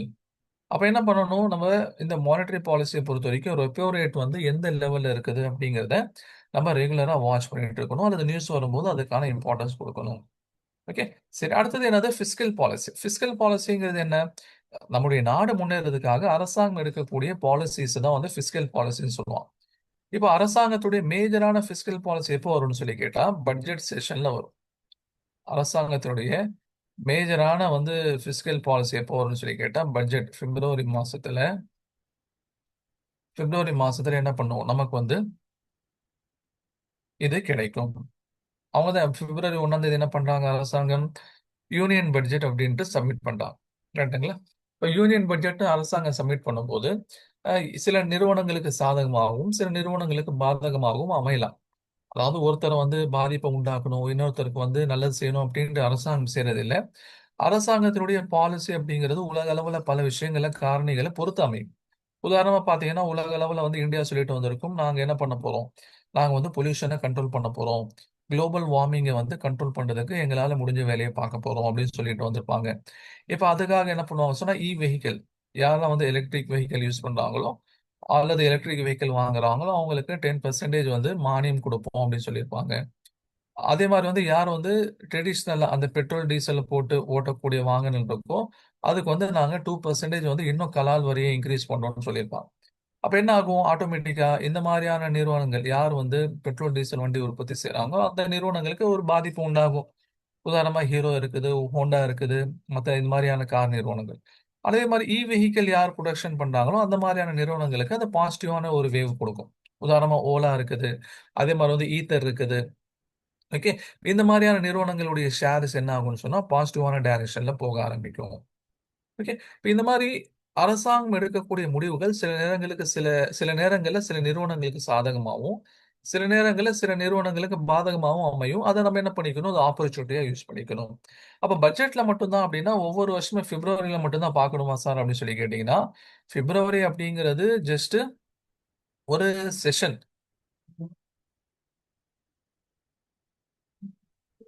வலைக்கும் சலாம். ஓகே. பிப்ரவரி அப்டிங்கிறது ஜஸ்ட் என்னது? இது வந்து ஒரு செஷன்.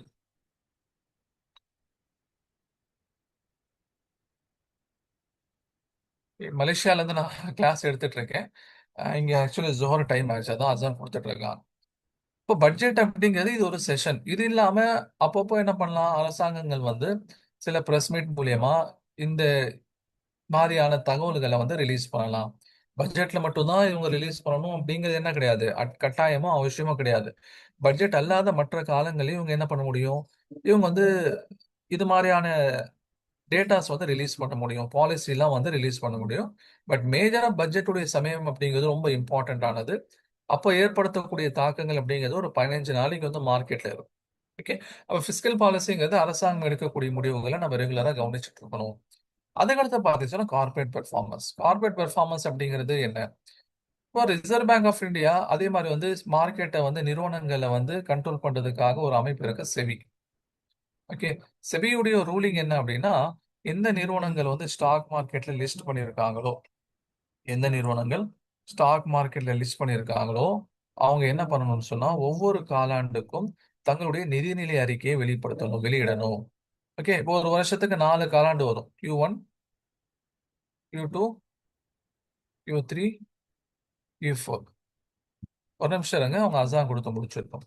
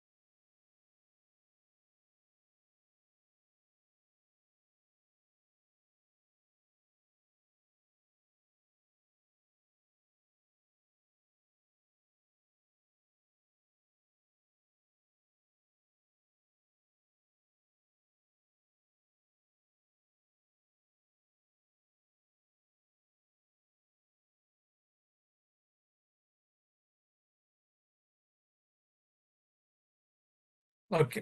இப்போ இந்த Q1, Q2, Q3, Q4 அப்படிங்கிறது ஒவ்வொரு காலாண்டு நிதிநிலை அறிக்கை வெளியிடணும். இப்போ Q1 உடைய பீரியடுங்கிறது என்ன? ஏப்ரல், மே, ஜூன், இது 3 மாசம். Q2ங்கிறது ஜூலை, ஆகஸ்ட், செப்டம்பர், இந்த 3 மாசம். அதுக்கப்புறம் பார்த்தீங்கன்னா Q3ங்கிறது அக்டோபர், நவம்பர், டிசம்பர், இந்த 3 மாசம். Q4ங்கிறது ஜனவரி, பிப்ரவரி, மார்ச், இந்த 3. இப்போ Q1 உடைய ரிசல்ட் நமக்கு எப்போ வரும்னு சொல்லி பார்த்தீங்கன்னா ஜூலைல வரும். Q1 உடைய ரிசல்ட் நமக்கு எப்போ வரும்? ஜூலைல வரும்.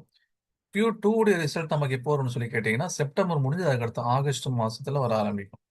ஓகே. Q3 உடைய ரிசல்ட் எப்போ நமக்கு வர ஆரம்பிக்கும்? டிசம்பர், ஜனவரியில வர ஆரம்பிக்கும்.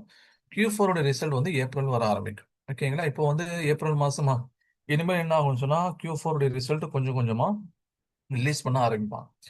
இப்போ இந்த ஒரு மாசம் என்ன ஆகும்னு சொன்னா நிறுவனங்கள் தங்களுடைய நிதி நிதி அறிக்கையை வந்து சப்மிட் பண்ணணும். அந்த மாதிரி சப்மிட் பண்ணும்போது எந்த நிறுவனங்கள் நல்லா பெர்ஃபார்ம் பண்ணிருக்கு அப்படிங்கிறத பார்த்து நம்ம என்ன பண்ணணும்? இன்வெஸ்ட் பண்றதுக்கான முடிவு எடுக்கணும். பெரும்பாலான நிறுவனங்கள் நல்லா பெர்ஃபார்ம் பண்ணுச்சுன்னு சொன்னா அது மார்க்கெட்டுக்கு வந்து பாசிட்டிவான நியூஸ். பெரும்பாலான நிறுவனங்கள் நெகட்டிவா பெர்ஃபார்ம் பண்ணுச்சுன்னு சொன்னா, அது மார்க்கெட்க்கு வந்து நெகட்டிவ் நியூஸ். ஓகேங்களா? அப்ப கார்ப்பரேட் பெர்ஃபார்மன்ஸ் பொறுத்தவரைக்கும் அந்த 1 மாசம் அப்படிங்கிறது ஒரு சீசனாவே இருக்கும். ஏப்ரல் மாசம் ஃபுல்லா வந்து நிறுவனங்கள் அவங்க குடுக்கக்கூடிய நிதிநிலை அறிக்கைய வச்சு மார்க்கெட்ல ஏற்ற இறக்கங்கள் நடந்துட்டு இருக்கும். எப்படி வந்து இந்த சபரிமலா சீசன்னு சொல்லி நான் எக்ஸாம்பிள் சொல்வேன். நீங்க வந்து இந்த டிசம்பர், ஜனவரி மாசம்லாம் பார்த்தீங்கன்னா, இந்த கம்பம், குமுறி வழியா போனீங்கன்னு சொன்னா, அந்த குமுறிலலாம் அந்த பார்டர்ல பார்த்தீங்கன்னா, 24 ஹவர்ஸ் எப்படி இருக்கும்? கடை இருந்துட்டே இருக்கும். ஓகே. அந்த அ அந்த சிப்ஸ் கடை, அதே மாரி வந்து அந்த அல்வா கடை, அது டீ கடை, ஹோட்டல்லாம் பார்த்தீங்கன்னா 24 ஹவர்ஸ் இருந்துட்டே இருக்கும். சரிங்களா? அத மாரி 2 மாசம் அந்த சீசன் இருக்கிற மாதிரியே, இந்த 1 மாசம் பார்த்தீங்கன்னா, இந்த கார்ப்பரேட் பெர்ஃபார்மன்ஸ் உடைய பெர்ஃபார்மன்ஸ வச்சு மார்க்கெட் வந்து மூவ் ஆகுங்கிறனால, 1 மாசம் வந்து ஜெகஜோதியா இருக்கும் மார்க்கெட். ஓகேங்களா? அவங்களுடைய பெர்ஃபார்மன்ஸ்ல எது நல்லா பெர்ஃபார்ம் பண்ணியிருக்குங்கிறத நம்ம பார்க்கணும். அது எப்படி பார்க்கணும், எங்க பார்க்கணுங்கிறது எல்லாத்தையும் நான் கிளாஸ்ல சொல்லி தரேன். ஓகே. இது வந்து முக்கியமான ஒரு காரணி மார்க்கெட் உடைய டைரக்ஷன கொண்டு போறதுக்கு. அதுக்கு அடுத்தது பார்த்தீங்கன்னா, பொலிட்டிக்கல் ஸ்டெபிலிட்டி. பொலிட்டிக்கல் ஸ்டெபிலிட்டினா என்ன? ஒரு நாடு வந்து சுபிட்சமா இருக்கணும், அவங்க வளர்ச்சி அடையணும்னு சொன்னா, அங்க வந்து ஒரு நிலையான அரசாங்கம் இருக்கணும். இன்னைக்கு ஏன் பாகிஸ்தானால பெருசா வந்து வளர்ச்சி அடைய முடியல அப்படின்னா, அவங்க கிட்ட ஒரு நிலையான அரசாங்கம் அப்படிங்கிறது இல்ல. ஓகே. திடீர்னு வந்து ஒருத்தர் பிரைம் மினிஸ்டர்ன்னு இருப்பாரு. அவர தூக்கி போட்டு மிலிட்டரி வந்து அவங்கள வந்து கண்ட்ரோல் எடுத்துக்குவாங்க. நாட்ட கண்ட்ரோல் எடுத்துக்குவாங்க. திரும்ப வந்து பிரைம் மினிஸ்டர்ன்னு ஒருத்தர் வருவாரு. திரும்ப மிலிட்டரி வருவாங்க. பிரைம் மினிஸ்டர் கேட்காம மிலிட்டரி சில ஆக்ஷன்ஸ் எடுப்பாங்க. இந்த மாரி ஒரு கோஆர்டினேஷன் இல்லாம இருக்கிறதுனால, பாகிஸ்தான்ல ஒரு பெரிய வெளிநாட்டு முதலீடுகள் கிடையாது. அதே போல நீங்க மியான்மர்ல எடுத்துட்டீங்கனாலும், மியான்மரும் அதே நிலைமை தான். இன்னைக்கு வந்து நீங்க ஸ்ரீலங்கால எடுத்துக்கோங்க. அங்க ஸ்ரீலங்காலயும் வந்து அவங்களுடைய பிரசிடென்ட் ராஜபக்ஷ என்ன பண்ணிட்டாரு, நாட்ட விட்டு ஓடி போயிட்டாரு. பங்களாதேஷ்லயும் பார்த்தீங்கன்னா, அவங்களுடைய பிரைம் மினிஸ்டர் ஷேக் ஹசீனா நாட்ட விட்டு ஓடி போயிட்டாங்க. நேபாள்ல பார்த்தீங்க சொன்னா, அங்க வந்து புரட்சி நடந்துட்டு இருந்துச்சு. இப்ப நம்மள சுத்தி இருக்கக்கூடிய நாடுகள் எல்லாம் கிட்டத்தட்ட இதே நிலைமை தான். ஆனா இந்தியால ஓரளவுக்கு ஸ்டேபிளான கவர்ன்மெண்ட் எப்பவுமே இருக்கு. அது காங்கிரஸ் கவர்ன்மெண்ட்டா இருந்தாலும் சரி, அல்லது பிஜேபி கவர்ன்மெண்ட்டா இருந்தாலும் சரி, எப்பவுமே வந்து ஒரு ஸ்டேபிளான கவர்ன்மெண்ட் அப்படிங்கிறது இருந்துட்டே இருக்கு. அப்போ பொலிட்டிக்கல் ஸ்டெபிலிட்டி ஒரு நாட்டுல இருக்கணும். இல்ல அப்படின்னு சொன்னா, எந்த நாடா இருந்தாலும் அங்க வந்து இன்வெஸ்ட் பண்றதுக்கும், முதலீடு செய்றதுக்கும் எல்லாத்துக்கும் தயங்குவாங்க. சரிங்களா? அப்ப இந்தியா பொறுத்தவரைக்கும் இப்போ முன்னாடி பிஜேபி 3ல 1 அண்ட் 2 அடுத்து இப்ப 3ல பார்த்தீங்கன்னா, ஓரளவுக்கு மெஜாரிட்டி குறைஞ்சாலும், அவங்க கூட்டணி கட்சியோட சேர்ந்து என்ன பண்ணிட்டாங்க, கிட்டத்தட்ட 271 சீட்ஸ் எம்பிஸ் வச்சுக்கிட்டு, இப்ப பாராளுமன்றத்துல இருக்காங்க. ஒண்ணும் ப்ராப்ளம் இல்ல. பொலிட்டிக்கல் ஸ்டெபிலிட்டிய பொறுத்தவரைக்கும் என்னன்னு சொன்னா, இன்னும் வந்து கடைசியா எப்ப எலக்ஷன் நடந்தது? அ 2019, 24ல நடந்துச்சா? 24 அடுத்த எலக்ஷன் வந்து 29ல நடக்கும். இப்போ ஒரு 3 வருஷம் கிட்டத்தட்ட இருக்கா? 3 வருஷம் வரைக்கும் இந்த பொலிட்டிக்கல் ஸ்டெபிலிட்டி விஷயத்துல எந்த ஒரு பிரச்சனையும் வராது. அதே மாரி தொங்கு நாடாளுமன்றமும் வரக்கூடாது. தொங்கு நாடாளுமன்றம் வந்துச்சு, யாருக்குமே மெஜாரிட்டி இல்ல அப்படின்னாலுமே கூட, அப்பயும் மார்க்கெட் என்ன பண்ணும்? அதுக்கேத்த மாரி ரியாக்ட் பண்ணும். ஓகே. சரி. இது வந்து பொலிட்டிக்கல் ஸ்டெபிலிட்டிய பொறுத்தவரைக்கும் இப்போதைக்கு 3 வருஷத்துக்கு எந்த ப்ராப்ளம் இல்ல. கடைசியா பார்த்தீங்கன்னா, ஜியோபொலிட்டிக்கல் ஃபேக்டர்ஸ் அண்ட் ஈவென்ட்ஸ். உலகத்துல நடக்கக்கூடிய நிகழ்வுகள், அது நம்முடைய மார்க்கெட்ல பெரிய பாதிப்புகள உண்டாக்கலாம். இப்போ உலகத்துல நடக்கக்கூடிய நிகழ்வுகள்னா, எங்க எது நடந்தாலும் நம்முடைய மார்க்கெட்ல பாதிப்பு உண்டாக்குமான்னு சொல்லி கேட்டா, அப்படி கிடையாது. இந்தியா எந்த நாட்டோட வந்து வர்த்தக உறவு வச்சிருக்கோ, அங்க நடக்கக்கூடிய நல்லது, கெட்டது என்ன பண்ணும்னு சொன்னா, எல்லாம் நம்முடைய இந்திய நாட்டிலயும் என்ன பண்ணும்? அது பாதிப்புகள உண்டாக்கும். உதாரணமா பார்த்தோம்னு சொன்னா, மிடில் ஈஸ்ட் உடைய பிரச்சனை. இப்ப மிடில் ஈஸ்ட்ட பொறுத்தவரைக்கும் என்ன போயிட்டு இருக்குது? ஈரான்னு பிரச்சனை அங்க போயிட்டு இருக்கு. எல்லாத்துக்கும் நமக்கு தெரியும். நியூஸ்லாம் படிச்சிருப்போம், பார்த்திருப்போம். கிட்டத்தட்ட இந்த ஒரு சோக் பாயிண்ட் தான் என்ன சொல்லுவாங்கன்னா, ஸ்ட்ரெய்ட் ஆஃப் ஹார்மூஸ் அப்படின்னு சொல்லுவாங்க. ஓகே. ஸ்ட்ரெய்ட் ஆஃப் ஹார்மூஸ் அப்படிங்கிறது உலகத்துல தேவைப்படக்கூடிய எண்ணெயில 20% என்ன பண்ணுதுன்னு சொன்னா, இந்த ரூட் வழியா தான் வெளிய வருது. இப்ப ஈரான் என்ன பண்ணிட்டாங்க, எங்க மேல வந்து அமெரிக்கா அட்டாக் பண்ணனால, இந்த ரூட்ட நாங்க பிளாக் பண்றோம் அப்படின்னு சொல்லிட்டாங்க. ஓகேங்களா? ரஷ்யா, சைனா, இந்தியா 3 நாட்டினுடைய ஒரு சில கப்பல்கள் மட்டும் தான் அலோவ் பண்றாங்க. மத்தபடி எல்லா நாட்டினுடைய கப்பல்களையும் என்ன பண்ட்டாங்க, ஸ்டாப் பண்ணிட்டாங்க. யாரும் இந்த வழியா போகக்கூடாது, வரக்கூடாது அப்படின்ட்டு. அதோடைய பாதிப்புகள் தான் நம்ம இன்னைக்கு உலகம் முழுவதும் பார்த்துட்டு இருக்கோம். மார்ச் 1ஆம் தேதி இந்த சண்டை ஆரம்பிச்சதுலேருந்து இதுவரைக்கும் கீழ இறங்குறதுக்கு முக்கியமான காரணம் இதுதான். ஏன் எஃப்ஐஎஸ் வெளிய போயிட்டு இருக்காங்க? ஏன்னா அவங்களுக்கு தெரியும் இது இந்தியால பெரிய பாதிப்புகள உண்டாக்கும். அதனால நம்ம இப்போதைக்கு வெளிய போயிரலாம். பிரச்சனை சரியான உடனே உள்ள வரலாம் அப்படின்ட்டு என்ன பண்ணலாம்? அவங்க வந்து வெளிய போயிட்டு இருக்காங்க. ஓகே. நம்மளும் நம்ம டைரக்ட்டா ரியலைஸ் பண்றோம். நமக்கு கேஸ் தட்டுப்பாடு ஏற்படுது. அதே மாரி வந்து பார்த்தீங்க சொன்னா, பெட்ரோல் தட்டுப்பாடு ஏற்படுது. பாகிஸ்தானாலலாம் வந்து தாக்கு முடிக்கவே முடியல. எந்த அளவுக்கு சொன்னாங்கன்னா, பாகிஸ்தான்ல வரலாறு காணாத அளவுக்கு பெட்ரோலுடைய விலை உயர்ந்திருக்கு அப்படின்னு சொன்னாங்க. பங்களாதேஷ்லலாம் வந்து யுனிவர்சிட்டி, காலேஜஸ்க்குலாம் லீவ் குடுத்துட்டாங்க. அதே மாரி வந்து ஸ்ரீலங்காலலாம் பார்த்தீங்கன்னு சொன்னா, ரேஷனிங். ஒவ்வொருத்தவங்களுக்கும் இவ்வளவுதான் அப்படின்ட்டு பெட்ரோல் கொடுக்குறாங்க. இந்த மாதிரி பல நாடுகள் பிரச்சனை சந்திச்சுட்டு இருக்காங்க. அப்ப நம்மளை பொறுத்த வரைக்கும் அந்த அளவுக்கு பெரிய மோசமான பிரச்சனைகள் இல்லை அப்படின்னாலுமே கூட நம்ம இன்னைக்கு வந்து ஓரளவுக்கு சிரமங்கள் சகிச்சுக்கிட்டு தான் இருக்கோம். கிட்டத்தட்ட ஒரு 35 நாளைக்கு தேவையான ஸ்டாக் நம்மகிட்ட இருக்கிறனால ஓரளவுக்கு நம்மளால என்ன பண்ண முடியுது. இப்போ வந்து நிலைமைகளை சமாளிக்கிற அளவுக்கு மட்டும் இருக்குது. அது நார்மலான சுச்சுவேஷன் இல்ல. ஏதோ நம்ம வந்து நிலைமைகள் சமாளிக்கலாம் அப்படிங்கிற மாதிரியான சுச்சுவேஷன் மட்டும் இப்போதைக்கு இருக்குது. சரிங்களா? அப்போ இந்தியா எந்த நாடுகளோட வணிக தொடர்புகள் வச்சிருக்கோ, அந்த நாடுகள்ல பிரச்சனை வரும்போது அது பாதிப்புகள் உண்டாகும். அதே மாரி முன்னாடி பார்த்தீங்கன்னு சொன்னா, உக்ரைன், ரஷ்யா இங்க பிரச்சனை வரும்போது அது பெரிய பாதிப்புகள உண்டாக்குச்சு. மிடில் ஈஸ்ட்ல வந்து அது பாதிப்புகள் உண்டாக்குது. ஆனா வெனிசுவேலால சண்டை வரும்போது அது பெரிய லெவல்ல நமக்கு என்ன பண்ணல, பாதிப்புகள உண்டாக்கல. ஏன்னு சொன்னா, நமக்கும் வெனிசுவேலாவுக்கும் பெரிய வணிக தொடர்புங்கிறது இல்ல. அதே மாரி பார்த்தீங்கன்னு சொன்னா, அர்மேனியா, அசர்பைஜான் இந்த 2 நாடுகளுக்கு பிரச்சனை வரும்போது, அது பெரிய லெவல்ல நமக்கு பாதிப்புகள் உண்டாக்கல. ஏன்? ஏன்னா நமக்கு இவங்களோட பெரிய வணிக தொடர்புகள் அப்படிங்கிறது இல்ல. சரிங்களா? இப்ப எந்த நாட்டோட அதிகமான வணிக தொடர்பு இருக்கோ, அங்க வந்து ஏற்படக்கூடிய சண்டைகள், பிரச்சனைகள், மாற்றங்கள் பாதிப்பு உண்டாக்கும். அதுக்கு அடுத்தது பார்த்தீங்கன்னு சொன்னா, அமெரிக்காவுடைய மத்திய வங்கி. எப்படி வந்து இந்தியால வந்து மத்திய வங்கி, ரிசர்வ் பேங்க் ஆஃப் இந்தியா அப்படின்னு சொல்லி சொல்றோமோ, அதே மாதிரி யுஎஸ்ஏ, அமெரிக்கால பார்த்தீங்கன்னா, மத்திய வங்கிக்கு நம்ம என்ன சொல்லுவோம்னா, ஃபெடரல் ரிசர்வ் அப்படின்னு சொல்லுவோம். இந்த ஃபெடரல் ரிசர்வ் எப்படி வந்து இந்தியாவினுடைய ரிசர்வ் பேங்க் ஆஃப் இந்தியா, இந்தியாவினுடைய ஆர்பிஐ வந்து வட்டி விகிதங்கள்ல மாற்றம் கொண்டு வரும்போது, அது நம்முடைய மார்க்கெட்ல பாதிப்பு உண்டாக்குமோ, அதே போல அமெரிக்காவுடைய ஃபெடரல் ரிசர்வ் வந்து அவங்களுடைய வட்டி விகிதங்கள மாற்றம் கொண்டு வரும்போது, அது நம்முடைய மார்க்கெட்ல பாதிப்புகள் உண்டாகும்.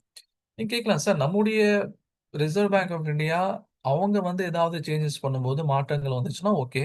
அமெரிக்காவுடைய மத்திய வங்கி மாற்றம் கொண்டு வரும்போது அது நம்மள ஏன் பாதிக்குதுன்னு சொல்லி கேட்டா, ஏன்னா நமக்கு ப நம்ம நாட்டுல முதலீடு செய்யக்கூடியவங்கள்ல ஒரு மேஜர் போர்ஷன் வந்து அமெரிக்கால இருந்து வருதா? இப்ப அமெரிக்கால என்ன பண்ணுவாங்க? அங்க வந்து கம்மி ரேட்டுக்கு வட்டிய வாங்கிட்டு கொண்டு வந்து இங்க முதலீடு செய்வாங்க. கம்மி ரேட்ல அங்க கடன் வாங்கிட்டு வந்து கொண்டு வந்து இங்க கூட முதலீடு செய்வாங்க. இப்ப இன்கேஸ் அங்க வட்டி விகிதங்களை ஏத்தும்போது என்ன ஆகும்னு சொன்னா, இவங்க வேணான்னு சொல்லி திரும்ப எடுத்துட்டு கொண்டு வந்து அமெரிக்காலயே குடுத்துருவாங்க. ஓகேங்க. அப்ப யுஎஸ்ல எடுக்கக்கூடிய அதனுடைய மத்திய வங்கி எடுக்கக்கூடிய முடிவுகள், அதே மாரி யூரோப்பியன் யூனியனுடைய மத்திய வங்கி எடுக்கக்கூடிய முடிவுகள், இது எல்லாமே நமக்கு சாதகமான அல்லது பாதகமான சூழ்நிலைகள் உண்டாகும். இது எல்லாமே வந்து டெய்லி வராது. ஒன்னொன்னும் ஒவ்வொரு டைம் பீரியட்ல வரும். உதாரணமா எஃப்ஐடியை பொறுத்தவரைக்கும் அந்த டேட்டாஸ நம்ம டெய்லி அப்சர்வ் பண்ணணும்னு சொல்லி சொன்னோம். ஜிடிபி குரோத்த பொறுத்தவரைக்கும் பொதுவா வந்து ஒரு 3 மாசத்துக்கு ஒரு தடவ அறிக்கைகள் வரலாம் அப்படின்னு சொல்லி சொன்னேன். இன்ஃப்ளேஷன் ரேட்ட பொறுத்தவரைக்கும் ஒவ்வொரு மாசமும் அதனுடைய டேட்டாஸ் அப்டேட் ஆயிட்டே இருக்கும். மானிட்டரி பாலிசிய பொறுத்தவரைக்கும் ஒவ்வொரு 2 மாசமும் அதோட டேட்டாஸ் வரும். பிஸ்கல் பாலிசிய பொறுத்தவரைக்கும் பட்ஜெட் வந்து 1 இயர்க்கு ஒன்ஸ் வரும். அப்பப்போ கவர்ன்மெண்ட் வந்து சில டேட்டாஸும் குடுக்கலாம். கார்ப்பரேட் பெர்ஃபார்மன்ஸ் பொறுத்தவரைக்கும் 3 மாசத்துக்கு ஒரு தடவ அவங்க டேட்டாஸ் குடுப்பாங்க. பொலிட்டிக்கல் ஸ்டெபிலிட்டி நம்ம ரெகுலரா என்ன பண்ணணும், நியூஸ்ல நம்ம அத பார்க்குற மாரி இருக்கும். ஜியோபொலிட்டிக்கல் ஃபேக்டர்ஸும் ரெகுலரா நம்ம நியூஸ்ல பார்க்குற மாரி இருக்கும். அது வந்து நமக்கு அ 4 திரைக்குள்ளலாம் நடக்காது. ஓகே, பொலிட்டிக்கல் ஸ்டெபிலிட்டியும், ஜியோபொலிட்டிக்கல் ஈவெண்ட்ஸும் பெரிய அளவுல நியூஸ்ல நம்மளால அப்சர்வ் பண்ணிக்க முடியும். அப்ப இது எல்லாத்தையும் பார்த்துட்டு நம்ம வந்து ட்ரேடிங் பண்ணோம் அப்படின்னு சொன்னா, எப்போ நம்ம உள்ள இறங்கணும், எப்போ நம்ம உள்ள இறங்கக்கூடாது, எப்போ ஜாக்கிரதையா இருக்கணும் அப்படிங்கிற விஷயங்கள் நமக்கு தெரிய வரும். இதுல வந்து கார்ப்பரேட் பெர்ஃபார்மன்ஸ் ஒவ்வொரு மாசமும் வந்து கார்ப்பரேட் பெர்ஃபார்மன்ஸ் ரிசல்ட் வரும்போது எப்படி சாதக பாதகமான சூழ்நிலைகளை ஏற்படுத்துது அப்படிங்கிறத வந்து நம்ம கிளாஸ்க்குள்ள போகும்போது ஸ்டாக் செலக்ஷன் பண்ணும்போது, அங்கருந்து எப்படி ஸ்டாக் செலக்ட் பண்றது அப்படிங்கிற டேட்டாஸையும் நம்ம உங்களுக்கு என்ன பண்ணுவோம், நம்ம உங்களுக்கு சொல்லிக் குடுப்போம். அதே மாரி வந்து நாளையிலருந்து ஆரம்பிக்கக்கூடிய கிளாஸஸ் வந்து பொதுவா நம்ம என்ன ஒரு அ ஃப்ரேம் பண்ணி வச்சிருக்கோமோ, ஸ்டூடண்ட்ஸ்க்கு வந்து இந்த மாரி ஒரு சிலபஸ் குடுக்கணும்னு சொல்லி வச்சிருக்கோமோ, அந்த சிலபஸ்ல போக ஆரம்பிச்சணும். ஏன்னா, இப்போ நெறைய பேர் வந்து இப்போ ரியாஸ் சார்ட்ட என்ன சொல்லியிருக்காங்கன்னா, இப்போ வந்து மார்க்கெட் மிடில் ஈஸ்ட்ல சண்டை நடந்துட்டு இருக்கு சார். அதனால வந்து இப்ப என்னால வந்து கிளாஸ் அட்டெண்ட் பண்றது எனக்கு சரியா இருக்காது அப்படின்னு சொல்லி சொல்லியிருந்திருக்காங்க. சண்டைங்கிறது நடந்துட்டே இருக்க போறதில்ல. ஒரு லெவல்ல முடிஞ்சிரும். ஓகேங்களா? இப்ப நீங்க கோர்ஸ் முடிச்சுட்டு ரியல் மார்க்கெட்ல வர்றதுக்கு குறைஞ்சபட்சம் 3 மாசம் ஆயிரும். இப்ப இந்த நேரத்துல நீங்க கத்துக்கிட்டு மார்க்கெட்ட ரெக்கவரி ஆகும்போது நீங்க இன்வெஸ்ட்மென்ட் பண்ணீங்கன்னா, உங்களுக்கு எப்படி இருக்கும்? அது கொஞ்சம் லாபகரமா இருக்கும். சரிங்களா? அதனால பிரச்சனைகள்ங்கிறது ஒண்ணு மாரி ஒண்ணு வந்துட்டே தான் இருக்கும். இதுக்கு முன்னாடி இந்தியாக்கு என்ன பிரச்சனை இருந்துச்சு? யுஎஸோட அந்த ட்ரேட் வார் வந்து ட்ரேட் டீல் சைன் ஆகாம இருந்துச்சு. அதாவது யுஎஸ் என்ன பண்ணியிருந்தாங்கன்னா, இந்திய ஏற்றுமதிக்கு அதாவது அவங்க நாட்டுல வரக்கூடிய இறக்குமதிக்கு 25% வரியும், ரஷ்யா கிட்ட இருந்து ஆயில் வாங்குறதுனால 25% வரின்னு சொல்லிட்டு என்ன பண்ணியிருந்தாங்க? 50% வரி போட்டிருந்தாங்க. அதுக்கப்புறம் என்னாச்சு? ஒரு 6 மாசம் கழிச்சு நெகோசியேஷன் எல்லாம் முடிஞ்சு 18%க்கு இந்தியா அத என்ன பண்ணிட்டாங்க? குறைச்சுட்டாங்க. அந்த குறைச்சு கொஞ்ச நாள்ல மார்க்கெட் ஏறுச்சு. திரும்ப இந்த மார்ச் 1 இந்த பிரச்சனை ஆரம்பிச்சுச்சு. மார்ச் 1 தேதி இந்த பிரச்சனையா இருந்தாலும் திரும்ப மார்க்கெட் கீழ இறங்கிருச்சு. இதுவும் ரொம்ப நாள்லாம் போகாது. ஏதோ ஒரு வகையில முடிக்கணும் அப்படின்னு தான் 2 பேரும் எதிர்பார்க்குறாங்க. சரிங்களா? அமெரிக்கா வந்து நான் தோத்துட்டேன் அப்படிங்கிற மாரி பிம்பம் உருவாயிறக்கூடாதுன்னு அவங்க எதிர்பார்க்குறாங்க. ஆ ஈரான பொறுத்தவரைக்கும் நாங்க தோத்துட்டோம் அப்படிங்கிற பிம்பம் உருவாயிறக்கூடாது. அது இல்லாம எதிர்காலத்துல வந்து நாங்க யாரும் தாக்க மாட்டாங்கங்கிறத நீங்க கேரண்டி எங்களுக்கு குடுக்கணும் அப்படிங்கிற மாரியான சில விஷயங்கள் கேட்டுட்டு இருக்காங்க. அப்ப ஏதோ ஒரு வகையில வந்து அந்த செட்டில்மென்ட் வந்துட்டாங்க அப்படின்னு சொன்னா, அதுக்கப்புறம் மார்க்கெட் என்ன ஆகும்? இறங்குனது திரும்ப வந்து புஷ் பண்ணி மேலே ஏற ஆரம்பிக்கும். இப்பயே கூட திடீர்னு என்ன பண்ணுவாரு, நாங்க வந்து வாரம் வந்து முடிச்சுட்டு வந்துடலாம்ன்னு இருக்கோம்னு சொல்லுவாரு. மார்க்கெட் ஏறும். அடுத்த நாள் திரும்ப போய் அட்டாக் பண்ணுவாங்க. மார்க்கெட் இறங்கும். இந்த மாரி என்ன ஆயிட்டு இருக்கு? நடந்துட்டு தான் இருக்குது. அப்ப எந்த சண்டையும், எந்த பிரச்சனையும் வந்து லாங் டெர்ம்க்கு போகாது. அந்த மாரி போனா கூட, அதுல எப்படி நம்ம வந்து சர்வைவ் பண்றது? அதுல எப்படி வந்து எதிர்நீச்சல் அடிக்கிறது? அப்படிங்கிற விஷயத்தையும் நம்ம கத்துக்க தான் போறோம் கிளாஸஸ் இன்ஷா அல்லாஹ் நாளையில இருந்து. இந்த மாரி விஷயங்கள் நாளைலருந்து கிளாஸ்ல கத்துக்க போறோம். ஓகே. அப்ப இன்னைக்கான கிளாஸ்ல நம்ம பார்க்க வேண்டிய போர்ஷன்ஸ் அப்படிங்கிறது கம்ப்ளீட்டு. உங்களுக்கு ஏதாவது டவுட்ஸ் இருந்தா கேளுங்க. டவுட்ஸ் இல்ல அப்படி சொன்னா, நோ டவுட்ஸ் அல்லது நோ அப்படின்னு மட்டும் நீங்க சாட்ல டைப் பண்ணிட்டு நீங்க என்ன பண்ணிடலாம், எக்ஸிட் ஆயிடலாம். நாளையிலருந்து ரெகுலரா நம்முடைய கிளாஸஸ் வந்து நம்ம கொண்டு போக ஆரம்பிப்போம் இன்ஷா அல்லாஹ்.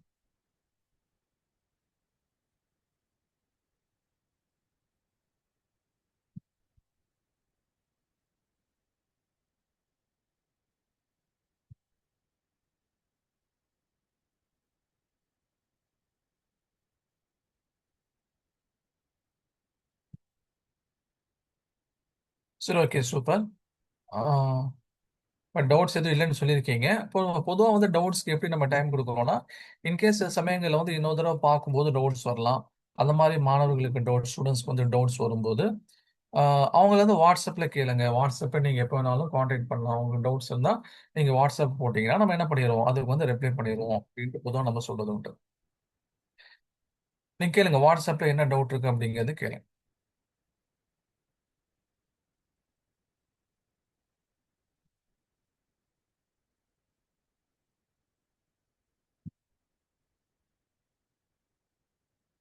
ஒருத்தர் ஹேண்ட் ரைஸ் பண்ணாரு. அவரு டவுட்க்காக பண்ணாரா? இல்ல வந்து பை மிஸ்டேக் ஹேண்ட் ரைஸ் பண்ணாரான்னு தெரியல. சரி, ஓகே. இன்ஷா அல்லாஹ் அப்ப நாளைக்கான கிளாஸ்ல நம்ம எல்லாரும் ரெகுலரா சந்திப்போம். ஆ இன்னும் வந்து அடுத்தடுத்து வரக்கூடிய டாபிக்ஸ் வந்து உங்களுக்கு ஒரு ப்ராப்பரான எஜுகேஷனும், இன்ஷா அல்லாஹ் ஒரு இன்ட்ரஸ்டிங்காவும் இருக்கும். அத வந்து நான் கேரண்டி. ஓகே. இன்ஷா அல்லாஹ் நாளைக்கு மீட் பண்ணலாம். அஸ்ஸலாமு அலைக்கும். Thank you. ஜஸாக்கல்லா ஹைர் sir. Thank you so much. So students யார் வந்து ஜாயின் பண்ணாதவங்க ஜாயின் பண்ணணும் அப்படின்னா என்னை வந்து ரீச் பண்ணுங்கள். என்னுடைய காண்டாக்ட் நம்பர் நான் கொடுத்துருக்கேன். ஸோ ஆல்ரெடி ஜாயின் பண்ணவங்க வந்து நாளைக்கு மதியானத்துக்குள்ளே உங்களை ஒரு குரூப் க்ரியேட் பண்ணிடுவோம். அந்த குரூப்பில் நம்ம முகமது உமர் சார் ட்ரைனரும் இருப்பாங்க. ஸோ உங்களுடைய லிங்க்ஸ் எல்லாமே இப்போ காமன் குரூப்பில் வந்திருக்கு. ஏன்னா ஓரியன்டேஷன் ஃப்ரீ செஷனால் காமன் குரூப்பில் வந்திருக்கும். நீங்கள் ரெகுலர் கிளாஸ் ஸ்டார்ட் பண்ணிட்டீங்க, ஜாயின் பண்ணிட்டீங்க அப்படின்னா உங்களுக்கு ப்ரைவேட் குரூப்பில் தான் லிங்க் வரும். ஸோ இதோட ஃப்ரீ செஷன் வந்து நம்ம க்ளோஸ் பண்ணிடுவோம். நம்ம ரெகுலர் கிளாஸஸ் வந்து ஸ்டார்ட் ஆயிரும்.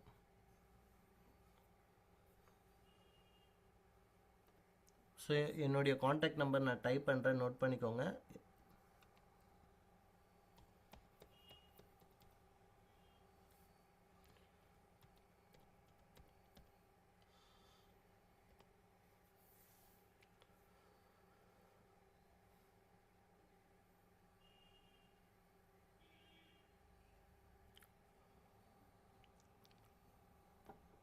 ஸோ இதுக்கு முன்னாடி பேட்சஸ் வந்து நம்ம 10,000 சார்ஜஸ் வச்சுருந்தோம். ஸோ ஓகேங்களா. ஸோ அதுக்கப்புறம் அப்டேட்டட் சிலபஸ்லாம் ஆட் பண்ணி ஆஃபர்லாம் கொடுத்து 6,000 அப்படின்றது நம்ம ஃபைனல் பண்ணியிருக்கு. ஸோ இன்றைக்கி வரைக்கும் இன்றைக்குள்ளே ஜாயின் பண்ணுறவங்க நீங்கள் 6,000 பே பண்ண வேண்டிய அவசியம் இல்லை. நீங்கள் 5,000 பே பண்ணிங்கன்னா போதும். ஓகேங்களா. ஸோ ஆல்மோஸ்ட் 1 மந்த்லேருந்து 1.5 மந்த் இந்த கோர்ஸ் வந்து ரன் ஆகும்.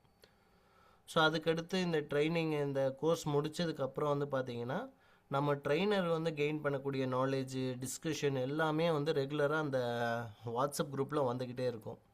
ஒரு 9 மந்த்ஸ் முன்னாடி ஸ்டார்ட் பண்ண அந்த ஃபஸ்ட்டு பேட்ச் குரூப்பில் இன்னும் அந்த டிஸ்கஷன் போய்கிட்டே தான் இருக்கும். நம்ம உமர் சார் வந்து அதுலேயே டிஸ்கஷன் ஏதாவது ஸ்டாக் மார்க்கெட்டிங் ரிலேட்டட் நியூஸ் இருந்துச்சுன்னா நமக்கு வந்து அதை பற்றி டிஸ்கஸ் பண்ணுவார். ஸோ அந்த மாதிரி நம்ம லாங் ரன் போகலாம், ஒன்றும் பிரச்சனை இல்லை இன்ஷா அல்லாஹ். ஸோ இதை என் பண்ணிக்கலாம். ஸோ யாராவது ஜாயின் பண்ணணும் அப்படின்னா என்னை வாட்ஸ்அப்பில் ரீச் பண்ணிக்கோங்க இன்ஷா அல்லாஹ். Thank you so much.